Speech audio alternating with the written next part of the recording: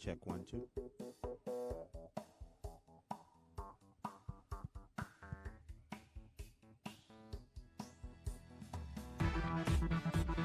Check 1.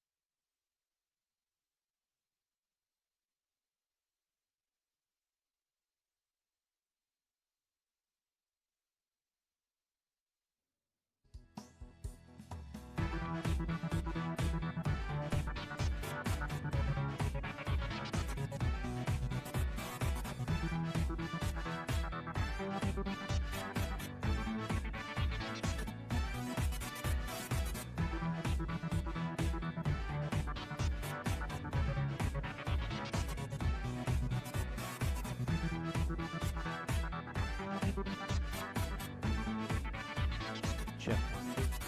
Check 1 2.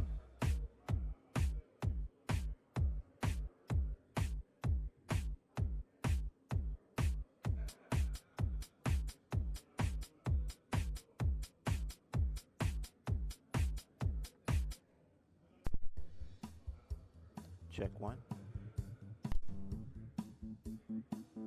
Wow, I am not having success today.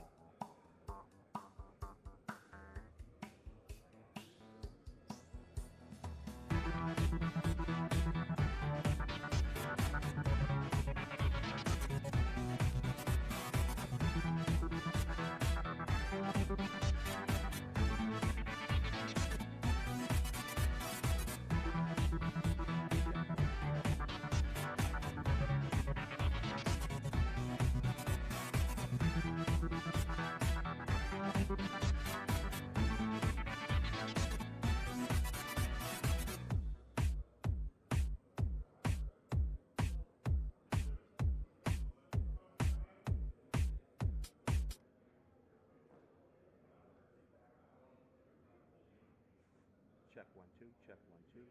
Hey, hey, hey, hey. Check 1 2.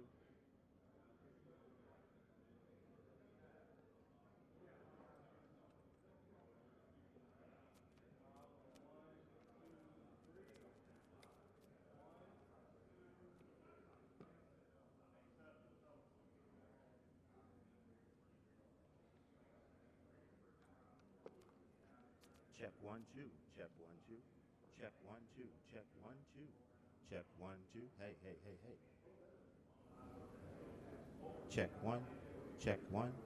Hey, hey, hey. Check 1 2. Check 1 2. Check 1 2. Hey, hey. There I go. There I go. There I go. How are you guys doing out there in the land of streaming? Just want to make sure that my signal is coming to you loud and clear. Just having a few technical difficulties as we get ready to come to you live and making sure that we get them straightened out for you as quickly as possible.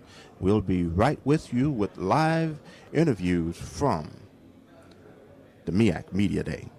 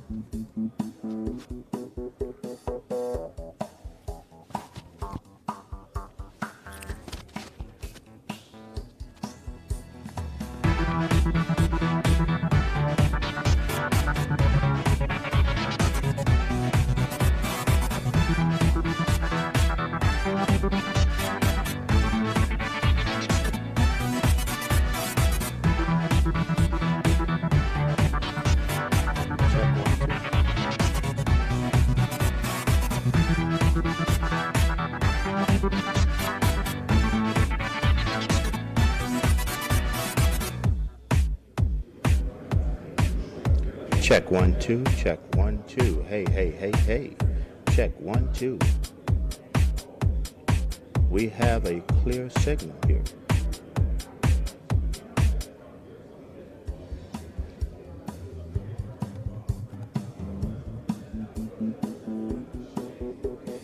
Hey, hey.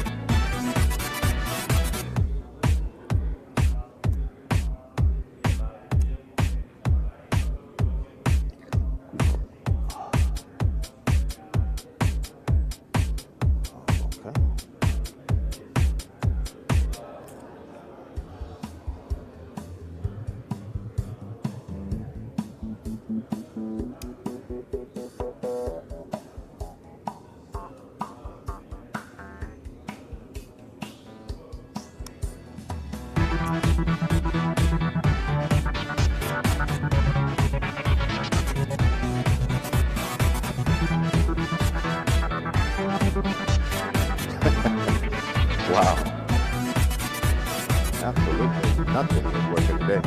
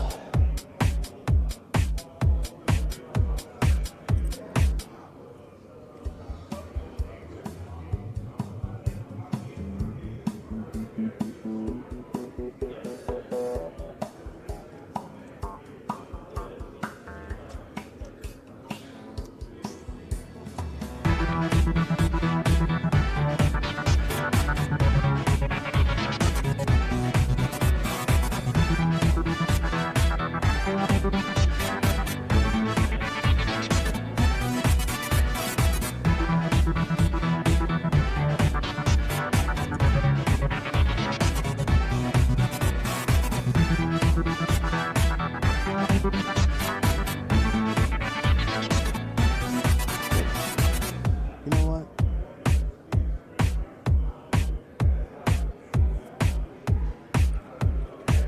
do that. Can't afford this. Going in and out on me. So with that being the case, we know what's going to happen now.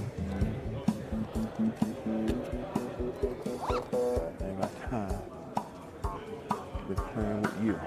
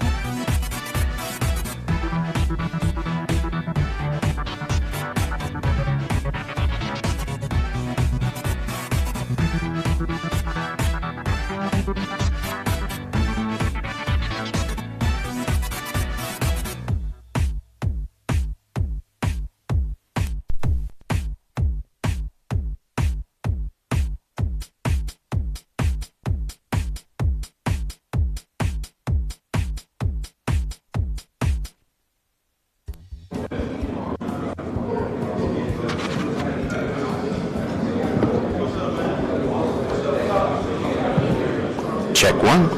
Beautiful. Check 1 2. Check 1 2. Check 1 2. Check 1 2.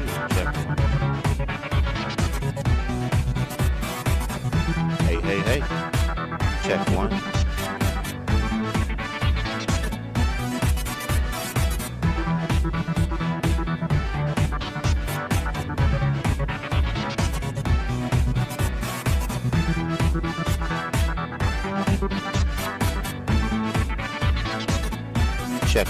Check 1 2. Check 1 2. Hey, hey, hey. Hey, hey. Check 1, 2. Check 1, 2. Hey, hey, hey. Check 1, 2.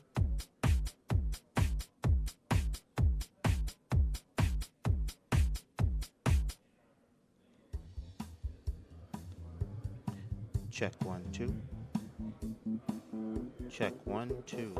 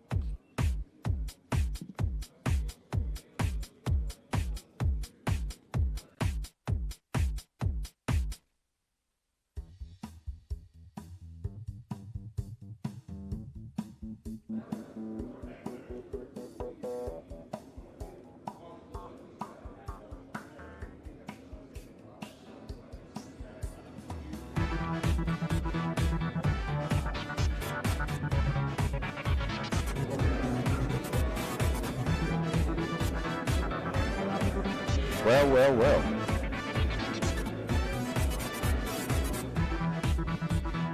What a day, what a day, what a day we are having here.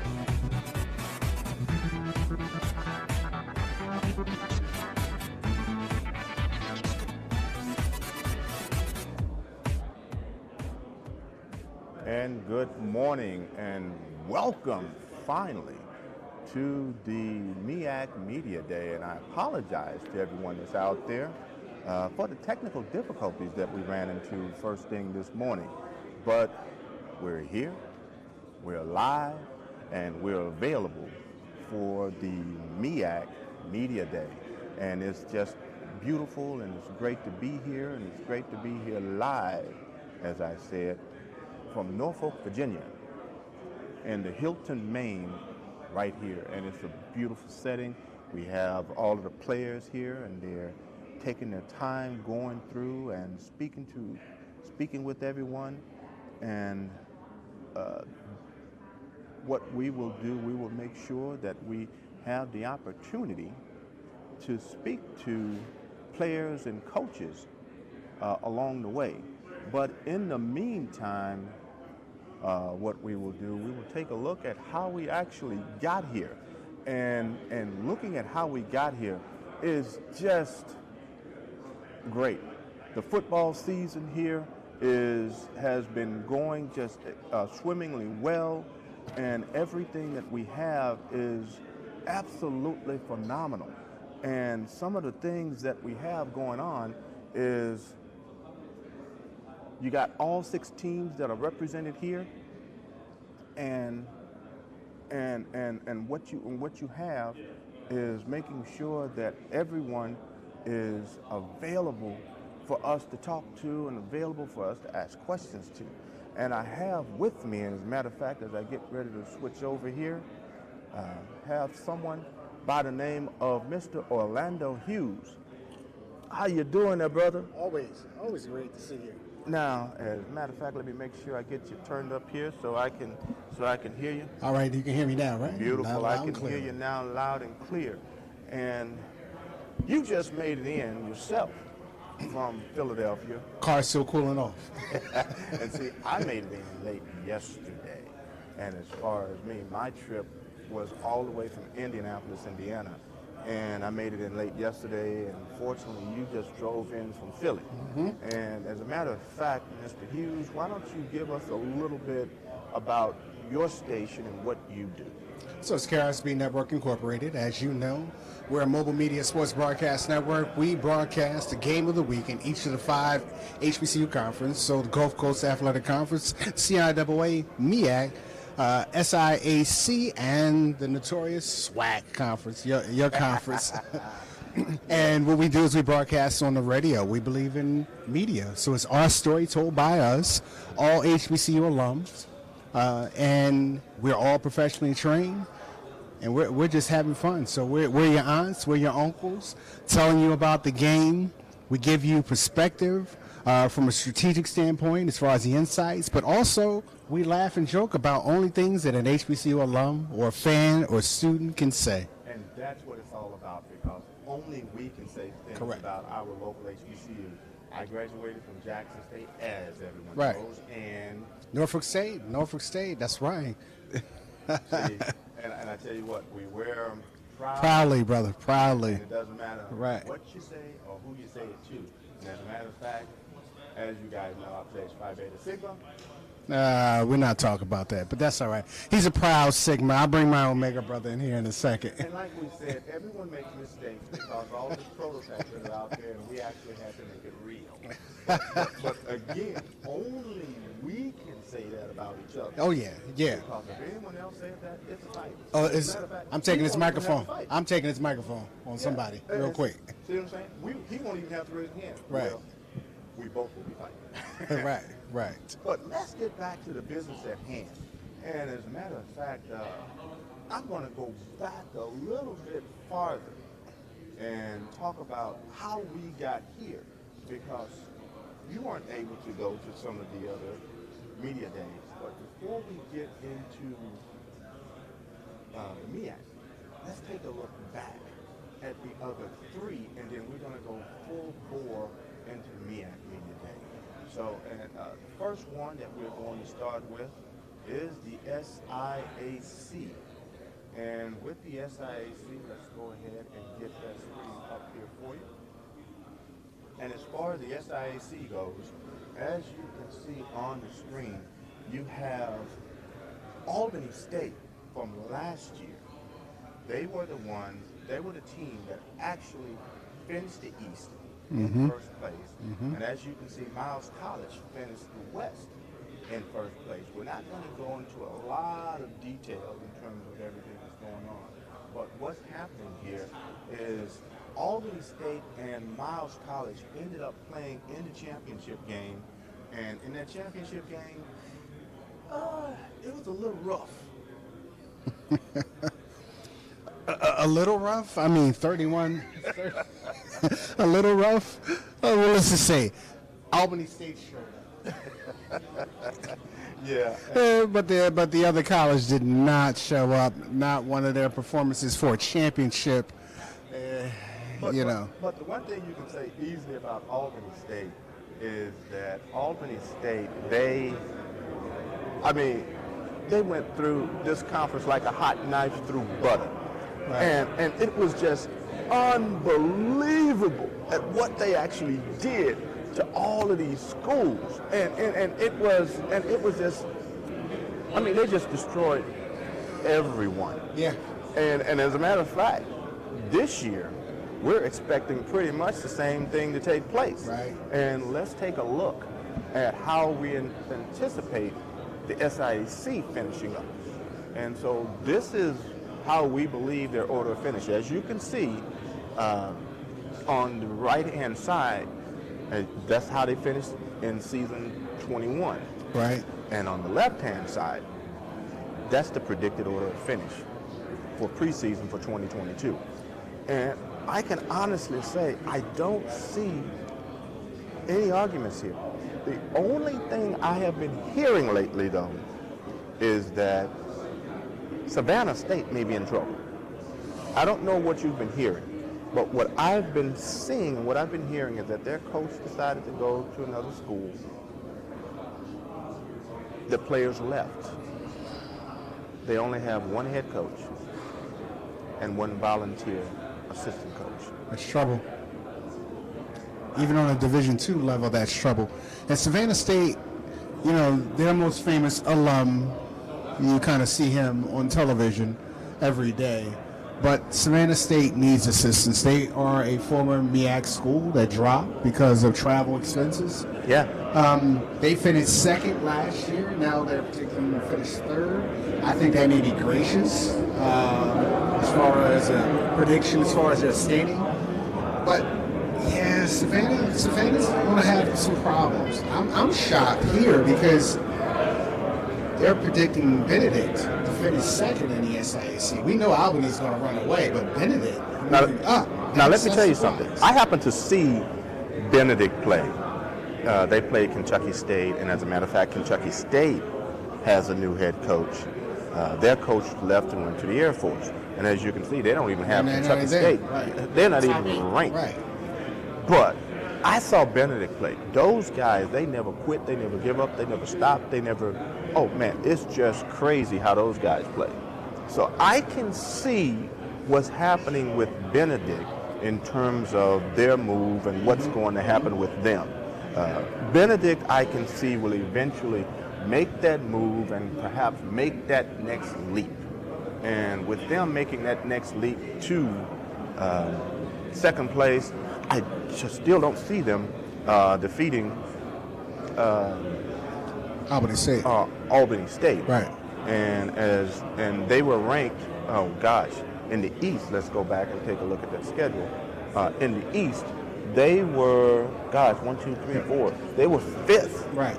Almost dead last, but they ended up 2-4 in the conference, 5-5 overall. Right. But yet and still, I can see them making that leap. The other schools, I can see Tuskegee has an opportunity to make that big leap. But you don't think so? Come on, Doc. I mean, talk to me. Don't know. I don't know. I mean, the name Tuskegee, the name Central State, you know, once upon a time, but they're not making it happen. And I mean, they're predicting Tuskegee, they're not even at top 8. So yeah, that is. I'm not certain. So that is true. Yeah, that is true. I'm not certain. That is true. I think Morehouse could finish further. I'm not going to dog Tuskegee because I actually like Tuskegee. Mm-hmm. My other alma mater, CAU, 7th place. That's probably about right. Mm-hmm. But then these two, Edward Waters and Allen, joining the SIAC. Yeah, and Edward Waters, they are eligible for conference play, not for playoff. Right. As well as Allen College. Right. Now, even though we've spent a little bit of time on the SIAC, let's go ahead and move forward and speak about the CIAA. And as far as the CIAA is concerned, last year, let's go ahead and pull up their schedule here, how they finished last year. And as far as the CIAA goes, you had Bowie State finishing on top of the Northern Division, and then Fayetteville State finishing on top in the Southern Division. Both of them went through the divisions like a hot knife through butter. Right. 7-0, as you guys can see right here. And they played well. But Fayetteville State, they have made it to the championship game 4 years in a row. 4 years in a row. And unfortunately, Bowie State has made it 3 years in a row. Bronco can't beat a Bulldog. No. Not in this game. And guess what happened? Let's take a look at that. 17-7. I mean, 17-7. Yeah. And but we just look to our 11 o'clock from where we are, and Bowie State this year, they have a brand new head coach. They lost a lot of assistants, and their head coach is over there taking pictures. I mean, exactly at our 11 o'clock from where we're seated now here. And as a matter of fact, I was at the CIAA last week, and I was talking about Mr. Damon Wilson, the head coach of Bowie State, and then their head coach came over, and I said, You forgot about one of those. You're not the head coach. Right. And so I was literally caught off guard, guys, at the CIAA press conference. And I mean, I was just floored because I had totally forgotten that Coach Wilson went to Morgan State. Yes, he did. and I had totally forgotten about it, and there he is. So let's see about getting some others over here. So if you would please hold on for just 1 second. How you doing? Who you with? Morgan State. Morgan State? Yeah. When you guys get the opportunity, I want to have your coach and your players to come over. Okay. And because we're streaming live right now as we speak. Okay. I'll work on it. Yes, sir. Thank you.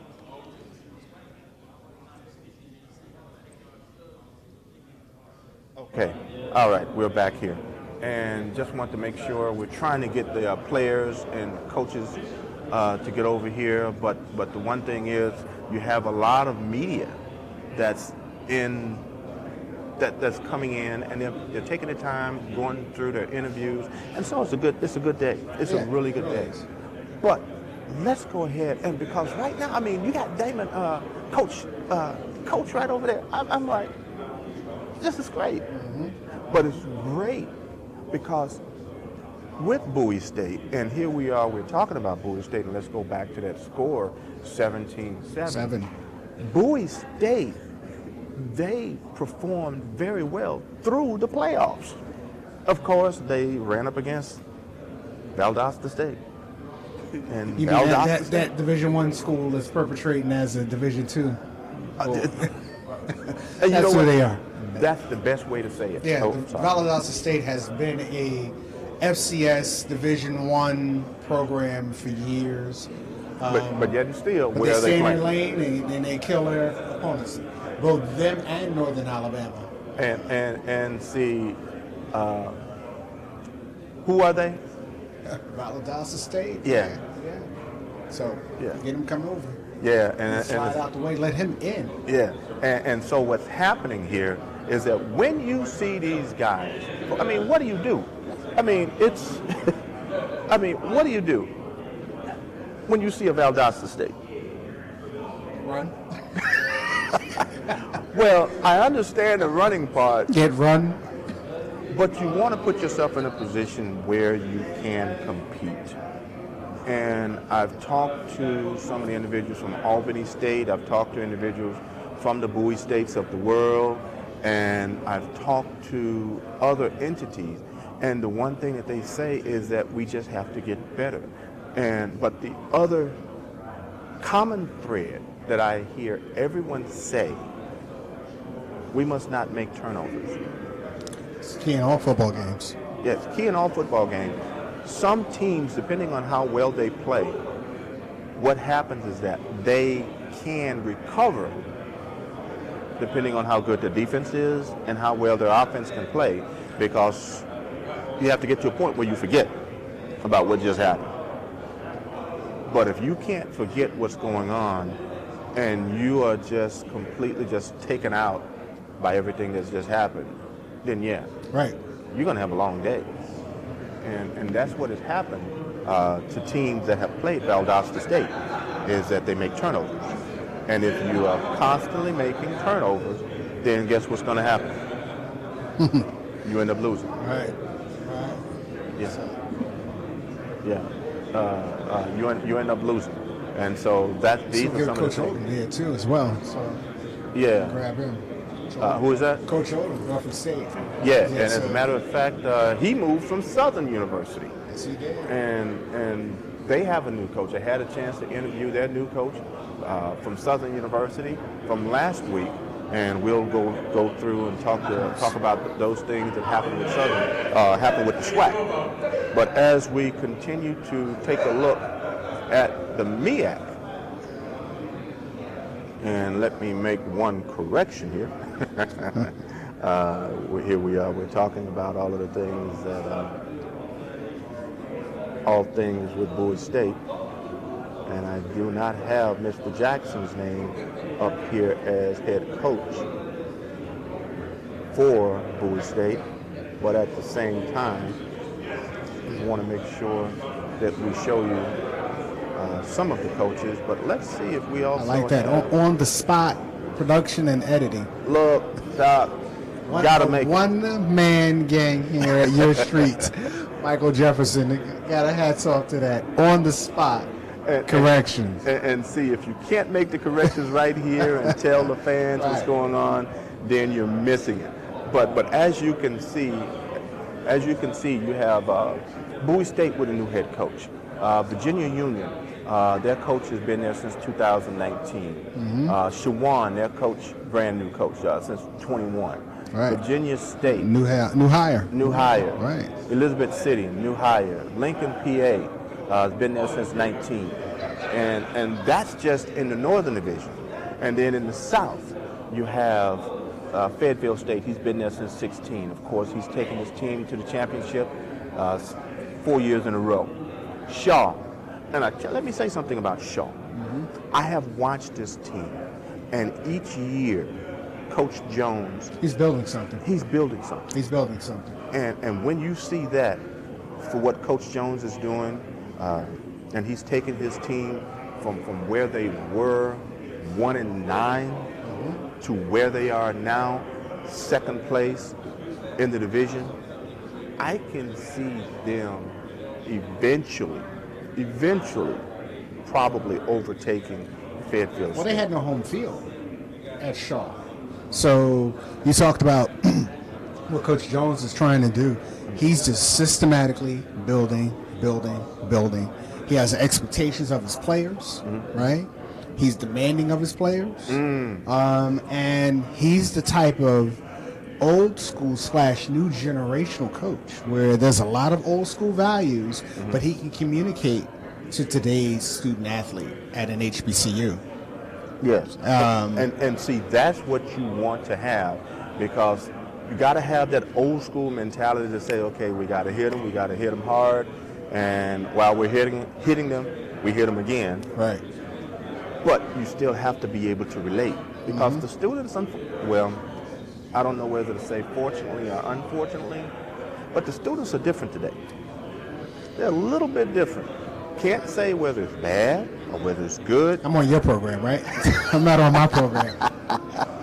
I'm on your street. And see, This is not a KRSB Network Incorporated. And see, I'm a coach. Go ahead. But I'm just going. I'm going to bring Davey into this. I'm going to give the mic up to Davey. I'm going to shake your hand, Mike, and you're going to get me in trouble. Look, I'm serious. but I mean, think about it. I'm a coach. I'm old school. And looking at these players, and looking at the athletes of today, and yes, I do have to admit one thing, is that we went out there, and if you look at, let's just take, for instance, Earl Campbell, for one player. He not only was a running back, he ran over, he ran through, he ran over the top, and he just made a hole where there was no hole. Today, he can barely walk. I mean, is that a good thing or is that a bad thing? Lyle Alzado, and I mentioned this, and I'm bringing names I know you guys, you new kids on the block, may have never heard of, but just go online and just look up these guys. Lyle Alzado, I don't know if you remember him. I remember Lyle. This guy, Suzanne, all those crazy. was just a freaking pit bull. And what happened is that he ran over everyone. Ran through. I mean, he was a defensive linebacker, if I'm not mistaken. He played DE as well. But he retired. But then he came back. But when he came back, he went back on steroids. And when he went back on steroids, the steroids ended up killing him. So during that era, a lot of things happened that were not good. And Bigger, stronger. That was the philosophy. Bigger, stronger. yeah, bigger, stronger, and you had to be better. But so the new generation may have a point, kind of, sort of. They may have a point, but at the same time, you got to have the heart. I'm a track coach, and what I saw in the World Championships this year, oh my gosh. And I'm sorry, I have to digress for about 10 seconds. Sydney McLaughlin. Just killed it. Go online, look her up, 400 hurdles, and she also ran the 4x1, 4x4. She just killed it.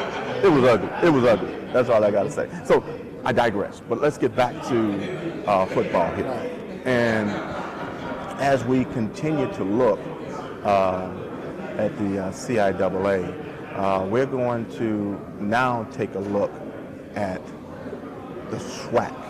And as far as the SWAC goes, we're going to take a look at two things. We're going to take a look at how they ended up, but we're going to have Coach Wilson is going to come over here, and we're going to take an interview with him.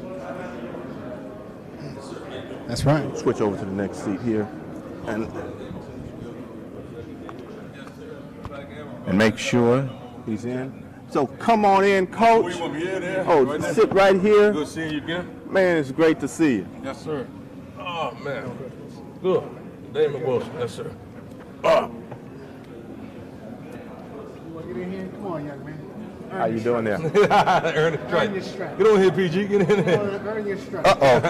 And we got the big boys coming in, so I need to move on over. One of you guys, come on in. As a matter of fact, if you don't mind, can you just line us up here?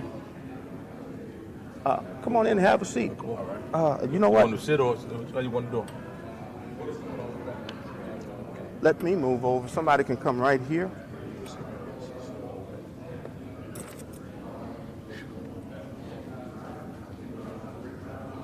Since it's more open, need definitely a little bit more room, huh? Yeah, definitely. You want to be in it, or you just want that? Yeah, let me get in here a little bit. See, when you have these guys around you and these see, I can't. Unfortunately, I can't bulk up like this. I'm 57. I'm trying to tuck him, man. You trying to tuck? It's too late, Coach. It's too late. It's a wrap. It's too late. But when you are the coach, you don't have anything to worry about. So, but you know what? Before I go any farther, we're here with Morgan State. So let me I'm going to let these guys introduce themselves. All right, how y'all doing? My name is Bruce Matters III. I'm a DB that goes to Morgan State, number 1, from Atlanta, Georgia. Damon Wilson here, football coach at Morgan State University. What's going on, y'all? My name is Dexter Carr. I play O-line at Morgan State from Stafford, Virginia. Now, Coach, you got a great pedigree. And the reason why I say this is that with Coach, he left Bowie State. We just finished talking about Bowie State. Bowie State just came off of a great run of winning their 3rd in a row, 3 championships for the CIAA. Now, Coach Wilson is here with Morgan State. Coach, why the move?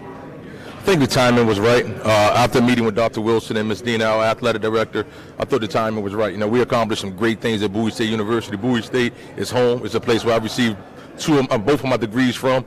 So it's a place that's always going to be near and dear to me. But it also prepared me for this opportunity. So I'm excited to lead Morgan State University, and I look forward to the success we're going to have.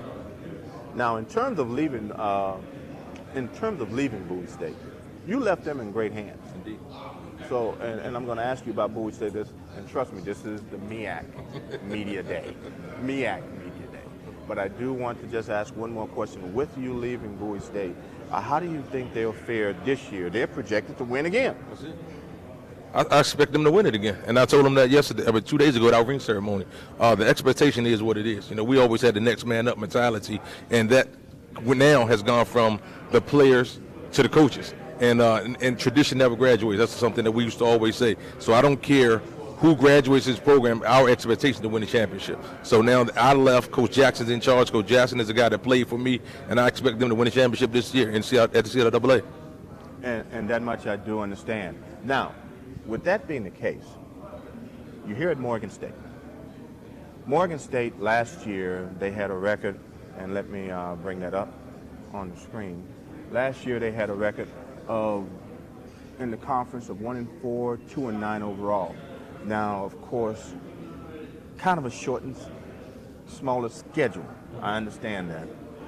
And with what was going on with a lot of movement within the conference, you had Bethune-Cookman leaving, and you had Florida A&M. You also had A&T. You had Hampton, and you had some other schools to make some changes in terms of the players. With what you are still, the teams that you're currently playing against, and as a matter of fact, Junior. So you have two juniors that have been around the program for 1 or 2 days. And so they've played against the teams that are remaining in the MEAC. With these teams that are remaining in the conference, how do you feel now, since you have a coach with his pedigree coming in to say, okay, what I did there is there.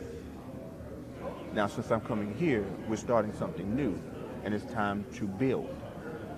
So listening now to Coach Damon, what do you think, how will you make sure that his philosophy is transferred to the football field? I believe the way we can accomplish that is buying into everything that he's saying. Don't go against the grain, don't go against what he's saying. Buy into the process. Understand that everything that we do is a process to do it.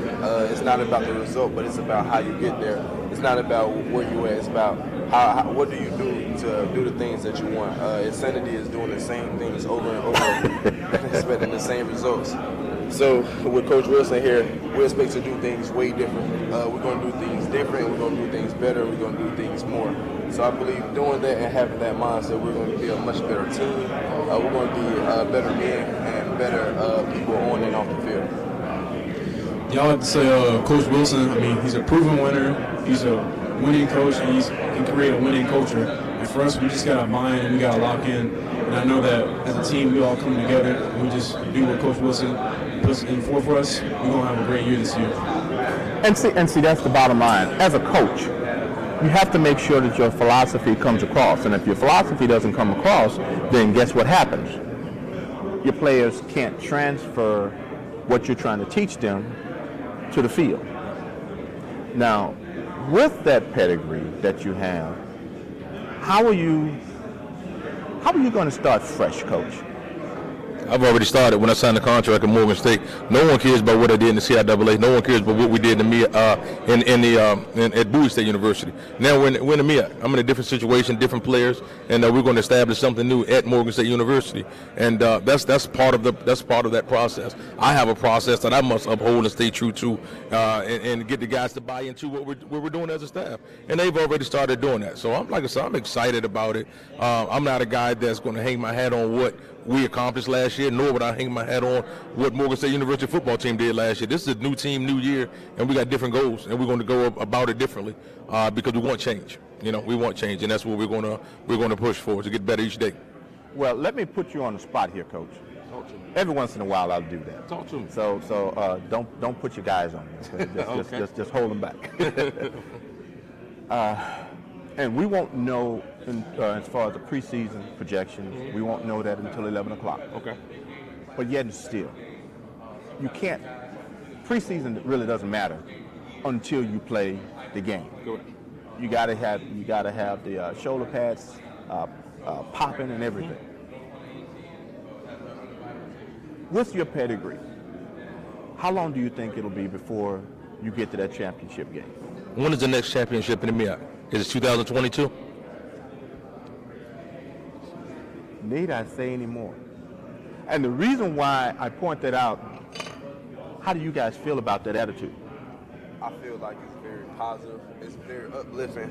The fact that he comes in now and says, I want to win now, it means a lot to us. That means he's dedicated to the program, because you see how many coaches come in and say it's going to be 2 or 3 years before, he wants to win now. So I believe that he's going to do everything in his power to get us where we need to go right now. And I love that for him. Yeah, to piggyback off of what Bruce said, I think I love what Coach Wilson did. He sat us down as a team. He told us, we're not going to do this gradual. We come in, we're ready to win. And for me, I'm excited. I know the whole team, we're really excited to get started and get going. Wow. And the one thing I'll say more than anything else is that when you have a coach like this, what else can you ask for? Now, How many returning players do you have, or did you have any players that you lost because of you coming in? Did you have any players that you lost?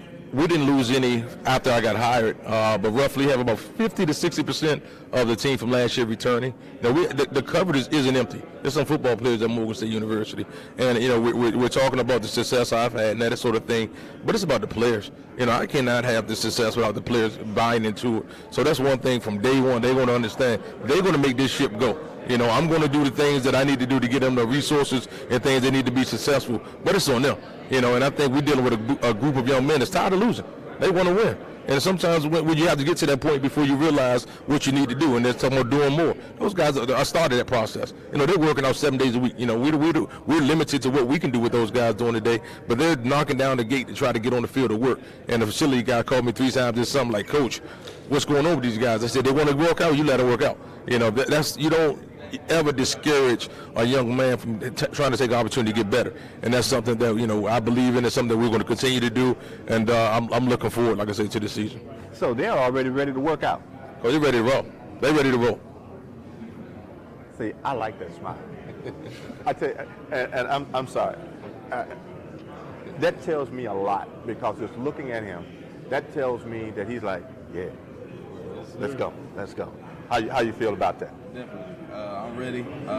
We're definitely ready for what's going to come. I'm not going to say too much, but I'm not sure if the MEAC is. Oh, really? I'm not sure. Really?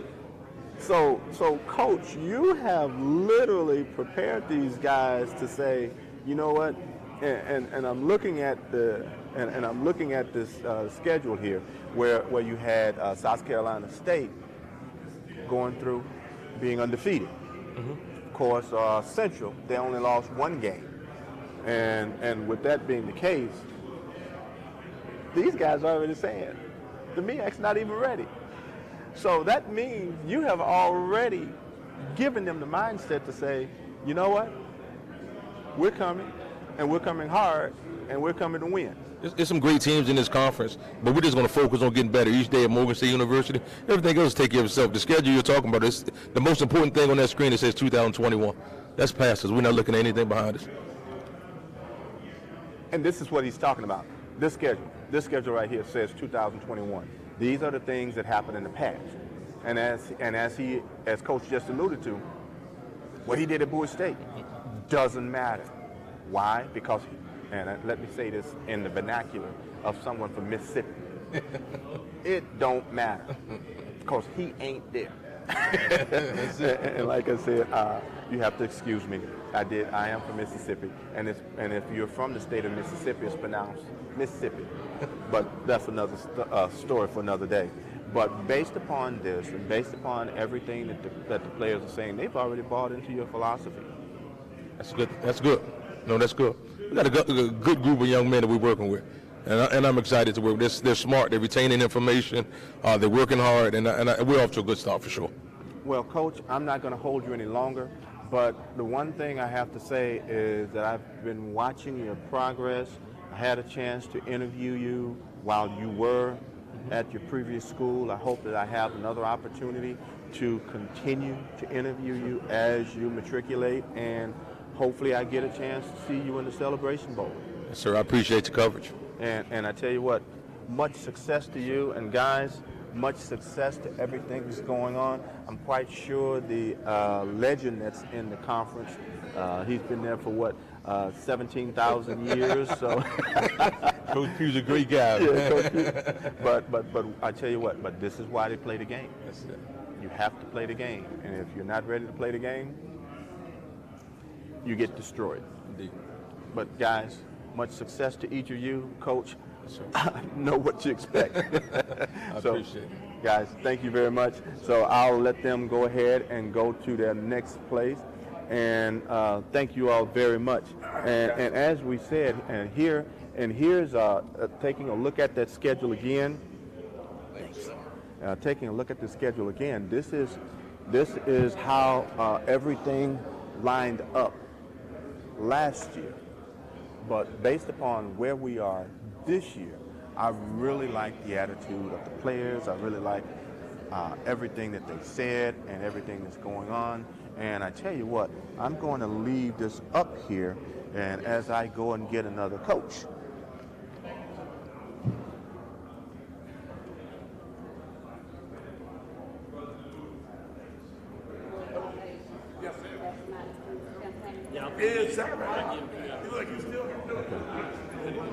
Gotcha. All right. Good to see you again. Yes, sir. After you catch it with him, just slide right on over here. Now you're going to the dean now, so you got to make sure, coach. You got to make sure you take care of the dean. Oh yeah. And I tell you what, folks, I'm actually here working the floor as I did at the other locations. Still working the floor and making sure that we see some of the other coaches, some of the other players, and making sure that we make connections and contact with these guys. But it's just wonderful to see how everyone is going around and how everyone is seeing what's going on. But hopefully we'll have Coach Pugh come over from South Carolina State. And then, as I said, we're going to go through and continue to talk about the other schools and the other conferences. And here we are, we talked about the MEAC. And hold on just one second, I want to make sure I speak to this gentleman right here. What's going on? How you doing there? Yes, finally. I got to see you on the meetings. All right, finally. Yeah. Yes, sir. And let me give you my card as well. And folks, here we are. We're live, and we have to network. And one thing that we're always doing is making sure that we network live and keep everything going and keep everything going fresh. Yes, I'm live right now. So you want to sit down and say hi? Sit down. Yes, absolutely. And see, this is one of the things that we have to make sure that we do is make sure that we come to people and that we make sure that people see us. So why don't you introduce yourself and tell us your show and tell us what you do? Well, I am Jamie Walker of Black College Sports Network. Kind of just the utility guy over there, part reporter, part play-by-play and color analyst for a variety of different entities, and part of the Sports Rap Show, kind of just doing everything for Black College Sports Network, HBCU League Pass Plus, and some ESPN. And see, this is what we have to do. We have to make sure, because like I had Orlando Hughes in here, and he's going to come back over here in a few minutes, but we have to make sure as what we do, we have to make sure that we network with each other. And if we see something that's going on, hey, bro, hey, do you know about this event? Do you know what's going on? And if we don't, then we miss and we don't help each other. And these are some of the things that we have to do. We have to be able to help each other. We have to make sure that we continue to grow. Absolutely. Because it's too much of the, well, I got it and you can't handle it. We can't have that. Not for what we do. Absolutely. So, but I know you're working the room, but I just wanted you to come over and introduce yourself and just make sure that, because we have to make sure that we continue to grow and we continue to network with each other. Most definitely. I appreciate it. So yes. So as we continue, we will talk again. Oh yes, we will. And as a matter of fact, we'll see each other on the meetings. Yes, we will. Yes. So be blessed now.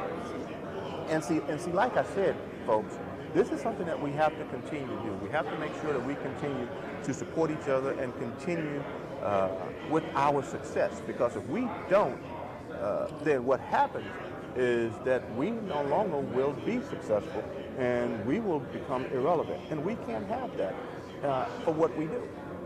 There's no way we can have that.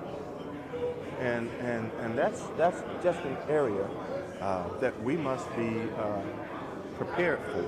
And the more we're prepared, the better we can work, the better things will be.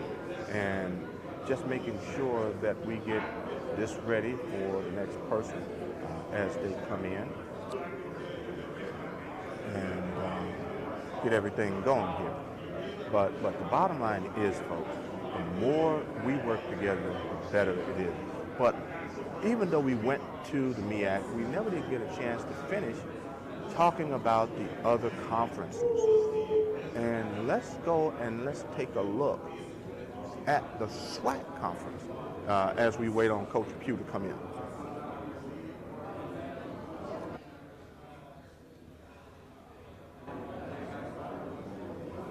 And here we are. And here's the SWAC conference. And the SWAC conference was the last conference that we talked about last week. And as we see them, this is what actually transpired. Jackson State ended up winning the East, 8-0, went through the conference, first full season with Coach Prime, Coach Deion Sanders. And Prairie View ended up winning the West, 6-2. But what happened in the end is that in the SWAC, you had Jackson State ended up winning the SWAC championship with the score of 27-10. And even though the game appeared to be out of reach, Prairie View really played that game, and they played them really tough. And just to see how well they played and all of the things that they did in that game, it was absolutely awesome for everything that transpired. But Jackson State, in the end, in the fourth quarter, they went ahead in that second half. They took it to them and ended up winning 27-10. The game was close throughout, and it just appeared that at any moment, Prairie View could have turned the tables and have won that game. Coach Dooley really prepared that team for that particular game, and it was a really good, hard-fought game. But as you can also see, I also put together a list of the coaches and what season they're in. For Jackson State, as you can see, Coach Sanders is in his third football season starting. And so everyone pretty much in the East has a few seasons underneath them. But when we take a look at the West, we got a couple of new hires, or at least in Coach Dooley's place, who's the head coach of Southern University. He's been around the SWAC conference, and he has a lot of experience in the SWAC. And he was the head coach of Prairie View. He took that team to the SWAC championship. So he knows the SWAC. The head coach of Prairie View now, Bubba McDowell, he has a lot of experience in the SWAC conference as well because he gained his experience under Coach Dooley. So he has a lot of SWAC experience. He has a lot of the experience that he's going to bring to the table. And Grambling, you have Coach Hugh Jackson with NFL experience. So it'll be interesting to see what Grambling looks like, not just this year, but the rest of the years that's going to come up and how well they will matriculate through the season. I'm interested in seeing whether or not they will be able to put forth a pretty good team and whether or not they will be able to win. And if they do, then wow for them. But it'll be interesting to see whether or not they can put forth that team that we can easily say, here they are, and they look pretty good, and they should win this year. Now, and as we continue to look at the SWAC conference, we also want to look at their predicted order of finish. And here it is. For the East, of course, as you can see, Jackson State is predicted to finish first. And as they finished last year, that's pretty much their expected order of finish this year, except they're expecting Bethune-Cookman to swap places with Mississippi Valley. A lot of people are expecting Bethune-Cookman to do a lot better this year. But the one thing is that there are no easy outs across the board in the SWAC conference. I mean, the SWAC conference, from head to toe, east and west. There was, at one time, a lot of people could have easily said, you know what, you got Mississippi Valley on the schedule, except when you had Jerry Rice, of course. That's an easy game. We should be able to win that game, so we shouldn't have any issues. However, now, with what they have, and with the coach that they have, that's not going to be an easy out. And it'll be interesting to see how well they continue to play this year, and whether or not they'll have any additional wins.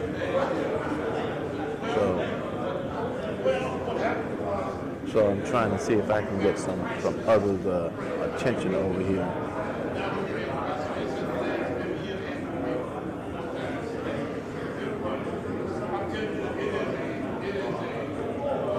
And get the football players to come over here for South Carolina State. And if I can get them to come over, we're going to get them interviewed for you.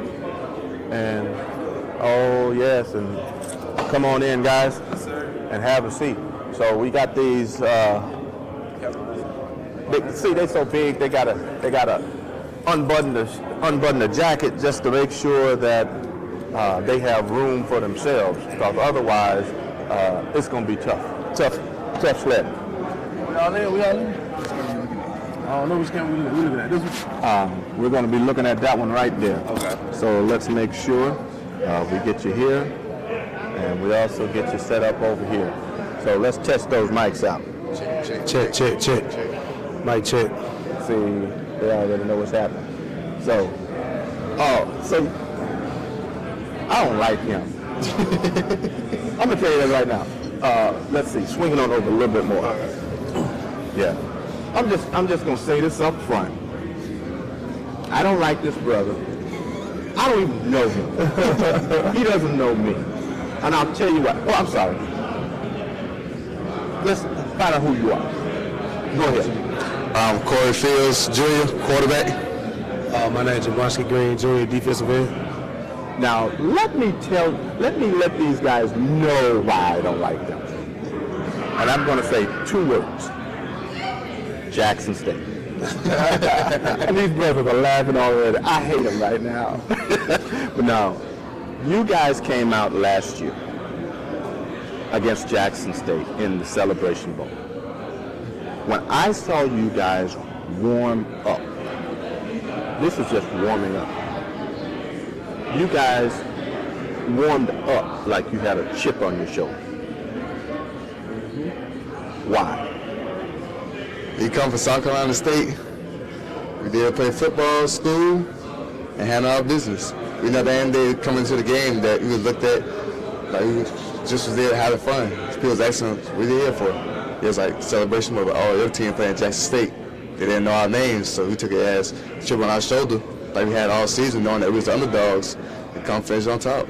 Just to piggyback off of what he said, coming into that game, we was just disrespected from the moment they said Jackson State was going against us, and everybody was like who is NC State? Like, they going against Coach Prime, that's nothing. We was like, what? We got Coach Pugh. We got one of the best legacies in HBCU history, so like y'all don't know who we are? All right, bet, we're going to show you. Yeah, and I can tell you, one other thing I remember in that game more than anything else. 4th and 19. Go. Talk to me. Going into that whole play, I knew it was third down long. There was 4th down. They brought the punt team out. I was like, okay, we're going to go punt it. Then they called timeout. Coach was like, bring the offense back. I was like, oh, what are we going to do?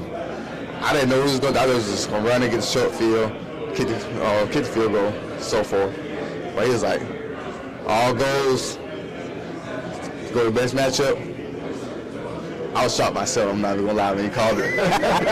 I was thinking back, drop back, throw it, get to the chains. Did you at any point in time disrespect that defense. Did you see something in the defense that says we can win this game? I would have to say the very first play, I believe, it was a ball out the shack, and I underthrew. I was like, oh, it's going to be a long night. It's going to be a long night. It was I think it was to the far left side. He was in the slot. Oh, yeah. He threw a fade, and I underthrew. Yeah. I was like, oh, it's going to be a long night. I knew they was going to play man. So I was like, we got a lot of people who can run. Yeah. But what turned the game for you guys last year? And I'm going to get to this game. I'm going to get to this season. But what turned that game that you believe said whether, because the game turned, I think the game really turned what I saw when you guys were warming up, honestly. That's what, I'm a coach. I coach track and field. But yet still, I know what I see. And you guys came out in the first quarter. No, you guys came out in warm-ups, just chipping with an edge on it. But what, so you said, oh, it's going to be a long day during the first play. And I remember that. But what, in your mind, turned that game? Started out, we was down 7-0, and then our coaches was like, somebody need to make a play. And then me and Gabo got the strip sack on Shador, and then we turned around, Corey and them scored. We went up 10-7 going into half. Came back out of halftime. I got a hit on Shador that caused an interception.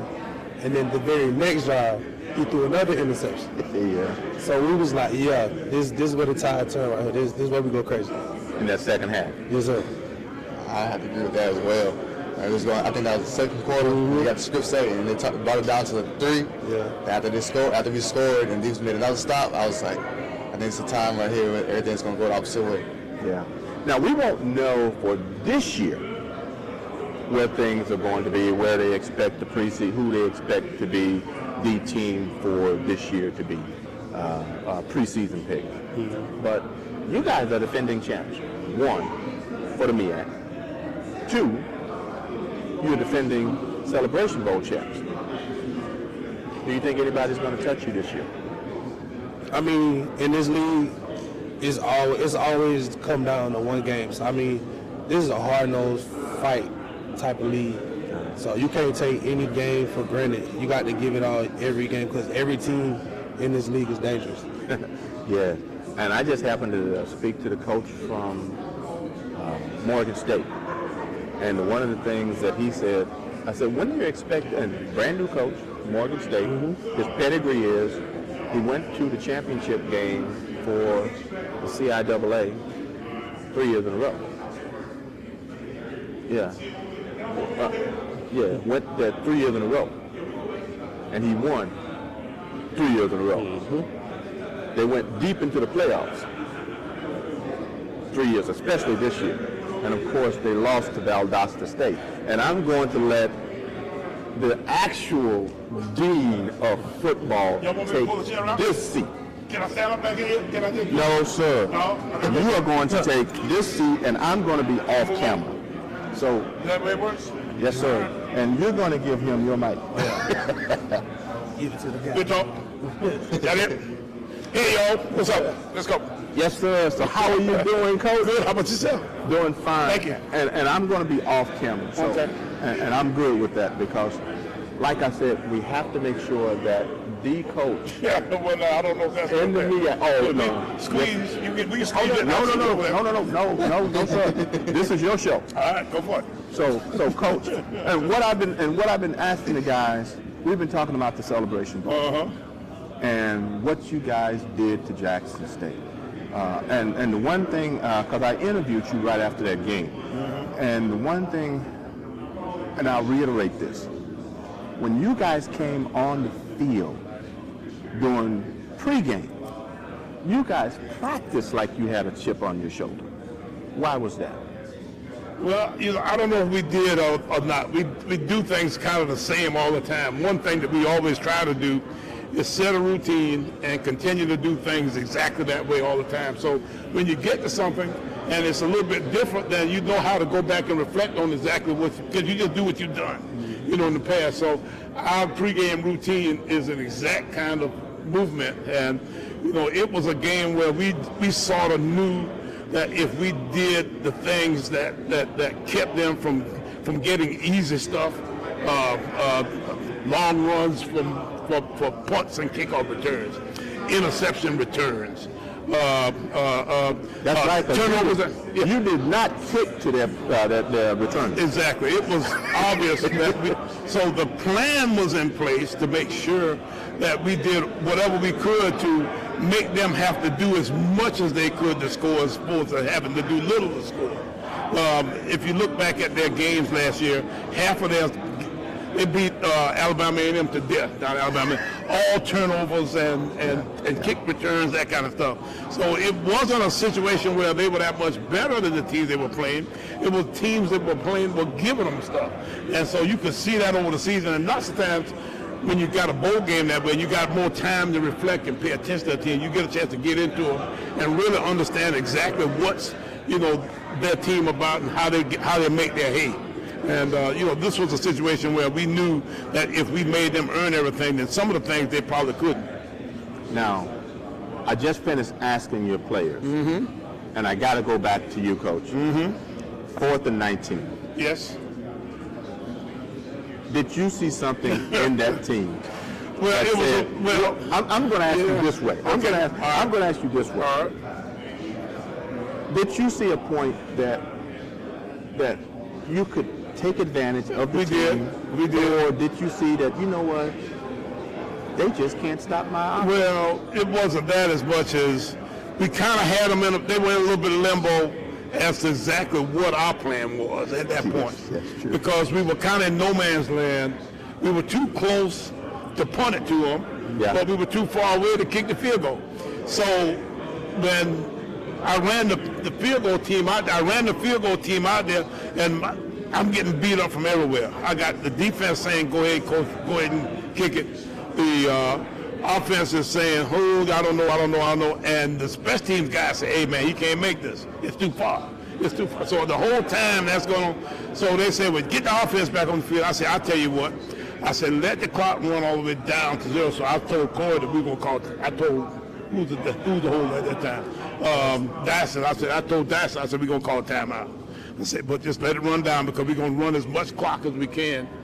And then what we did was we held the offense on the sideline all the way until right before we got ready to go on the field. So they didn't know, but we had both the offense there and we had the defense. We had the field goal team there too. So we had both our two teams sitting there together. Yeah. So at that point, then my offense coordinator said, you know what, Coach said, I think we can hit them on the comeback route. I said, you know what? I said, it's there, isn't it? I said, because if they play us soft, I said, because right now they're going to be zoned. They ain't got a clue, that we actually going for it. They first of all think that we probably going to do some kind of fake or something. So at that point then, but when we ran the offense back out there, then he had his defense on the field, which probably mostly was a field goal block team. So at that point, then we ran them out there, and so we said, let's go with the comeback route. And Corey threw the most. From that point on, everything he threw was good. And I have to admit that. Absolutely gorgeous pass. Thank you. Absolutely gorgeous pass. And you're talking to someone who graduated from Jackson State. Thank you, sir. And but first and foremost, you got to give credit where credit is due. Absolutely gorgeous. And that was one of the best calls that I'd ever seen. And as far as I was concerned, that just said, you know what? I don't have that much respect for the defense. They're getting all of the accolades, but I can put my player in a position where he can be successful. And you put him in a position where he was successful. Yeah. Well, I can tell you that the route was not a hard route to throw if you timed it out just right. And we'd had it a couple times earlier in the game and hadn't hit it. So we had missed it a time or two, but you could see it was there. So I think I think you thought it was good. So he was confident in the fact that we could hit it. And Wolverine ran a nice route and made a nice break on the ball. And the next thing you knew, the ball was right on top of the bang. It was perfect. And the game was over. Well, it wasn't over, but because the next play we got sacked again or something like that, and then we come back after that. He threw the cornerball to. It looks like Richard Bailey gonna be the guy that really gonna be mad with you because you didn't call his name over there.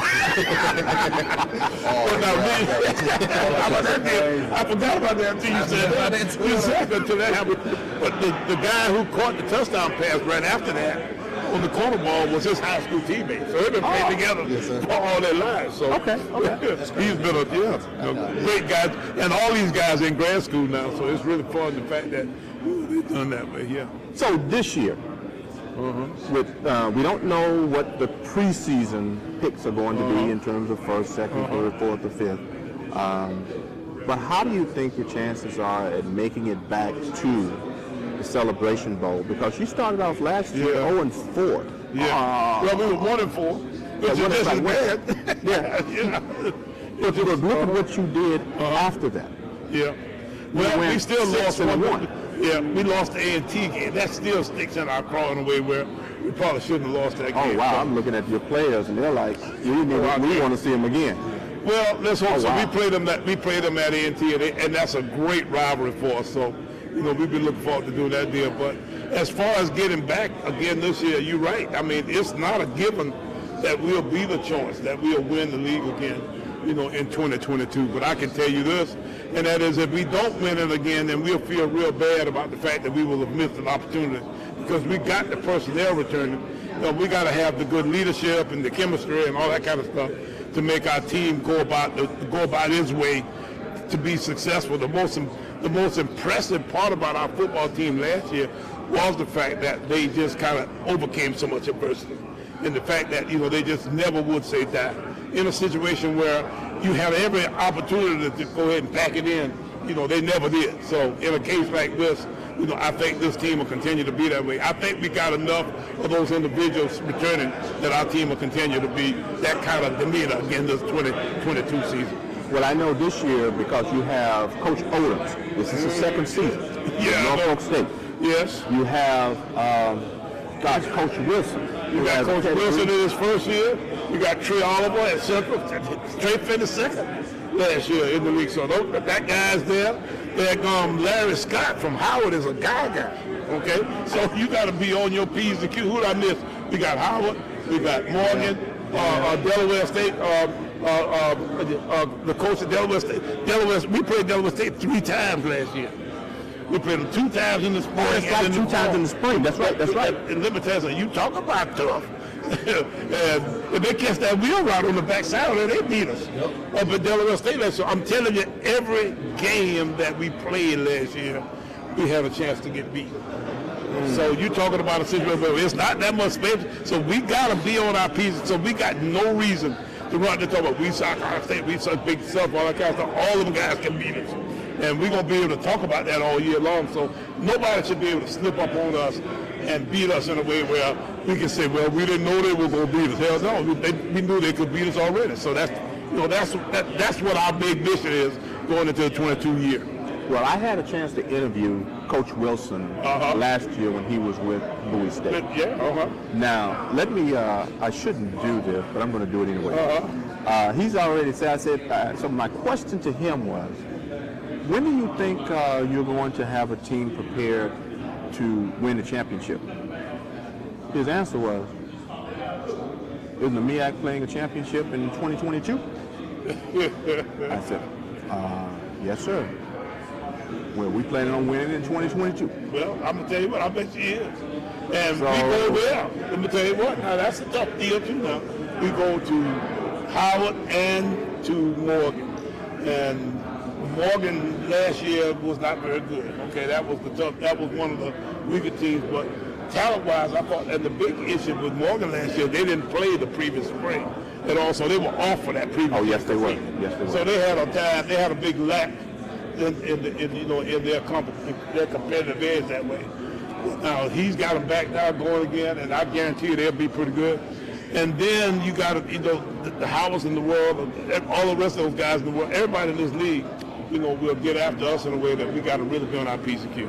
Yes, sir, that's right, because they're looking at the Celebration Bowl champ, the team that took out Jackson State, I guess you could say, the team that is supposed to be the HBCU perennial team. And so, see, I graduated from Jackson State. I love your attitude. I'm just going to state it up front, and I'll tell you why. It was because when I said that, you were like, I can't say what I really thought you said, but I like your attitude because it's like, yeah, and we beat the hell out of them. And see, as a coach, I appreciate that. And I can say what you have put into these guys, I appreciate that. Well, there's a lot of confidence there, but at the same time, you got to have some humility too as you go about your way, because you never know when things aren't going to go your way. Yes, sir. Yes, you do. Yes, you do. Well, Coach, I'm going to let you go, and so Doc, what's your name again? Michael Jefferson. Michael, yeah, okay. Yeah, and I tell you what. Well, you give me a card, but I just wanted to keep up the card. I don't remember that. Oh, well, I tell you what, I'm going to get. Yeah, okay. I'm going to give them a card so these guys, that's what they remember. Because I do want to make sure that But now you did a radio show. You did a radio TV show. We did a deal on the field after we shot the TV show last year. Yes, sir. Okay, I remember that part. Yeah. And I made sure I aired that the next night. Is that right? Oh, yes, sir. And I showed you live. That didn't give you a whole lot of doggone. Oh, no, I tell you what. I had some South Carolina State fans who lived with my, where my mom lived.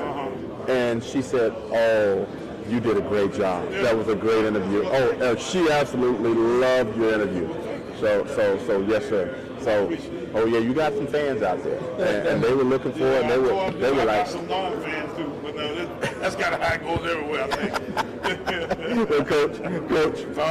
Well, God bless you, man. And I tell you what, I look forward to you guys being successful again this year, and I'll just keep my eyes open. And look, keep the attitude. I'm sorry. I like players with chips on the shoulder. That's just me. That's just me. And every once in a while, you have to play with a chip on your shoulder because people are like, whatever. So keep the attitude. Yes, sir. Keep the humility. Just like Coach said. You have to have the humility. But I like the chip. Yes, sir. Love that chip. All right, appreciate you. Yes, sir. Coach. Looking forward to seeing you next year. Mm-hmm. See you. Yes, sir. Actually, I look forward to seeing you in December. Yes. And that was South Carolina State. And as I said, I look forward to seeing them. Come up. Yes, sir. How you doing there? Good, man. Did you want Central? Yes, sir. Please bring them over. I got you. Yeah, so I tell you what, and now we're looking to bring over North Carolina Central to come on over. And that's Coach Oliver. And make sure that we get him in and get him interviewed. And as soon as we get him in, we'll make sure that we have that conversation going and see what we have. Yeah, but this is but looking at what the coaches actually bring to the table and where we think they're going to go. As I said, I would love to see whether or not the South Carolina States of the world can come back and win again this championship season. It's going to be a tough road to hoe because, I mean, you just heard Coach Wilson say, you know what, we expect to win this year. He's not even thinking about anything. He's expecting to win this year with Morgan State. What place did Morgan State finish? Morgan State finished in last place, but that was last year. So this year, guess what's going to happen? We're going to see what's going to happen with this team, and it's going to be very interesting. But now we have North Carolina Central coming over. Got to have the coach sitting right here. All right, how you doing there? Coach Oliver, how you doing there? Man, outstanding, man. Outstanding. Another beautiful day, right? That's it. That's it. So why don't you go ahead and... Where we at now? No. Another player. Oh, yeah. Tell you what. Let me get up and I'll be off camera. Are you going to sit there? Yeah. Okay, we're good. I'm sorry, what network is this? This is Block Sports. Block Sports. Okay. Michael Jefferson, coach. And Yes, nice sir. to see you. All right, Brandon Codrington here, corner for us, and Mr. Pee Wee. So why don't you pick up a mic? Okay. And I tell you, and yes, go ahead and take that one. And Coach lost one game last year, and it happened to be to South Carolina State. So how close are you this year to saying, yes, we can make it and we think we can make that next step? Well, I told Buddy Pugh last night at dinner that we're going to come down there and we're going to get after him in Orangeburg. No, Coach Pugh and I are good friends, man. I have nothing but respect for him and what he's done.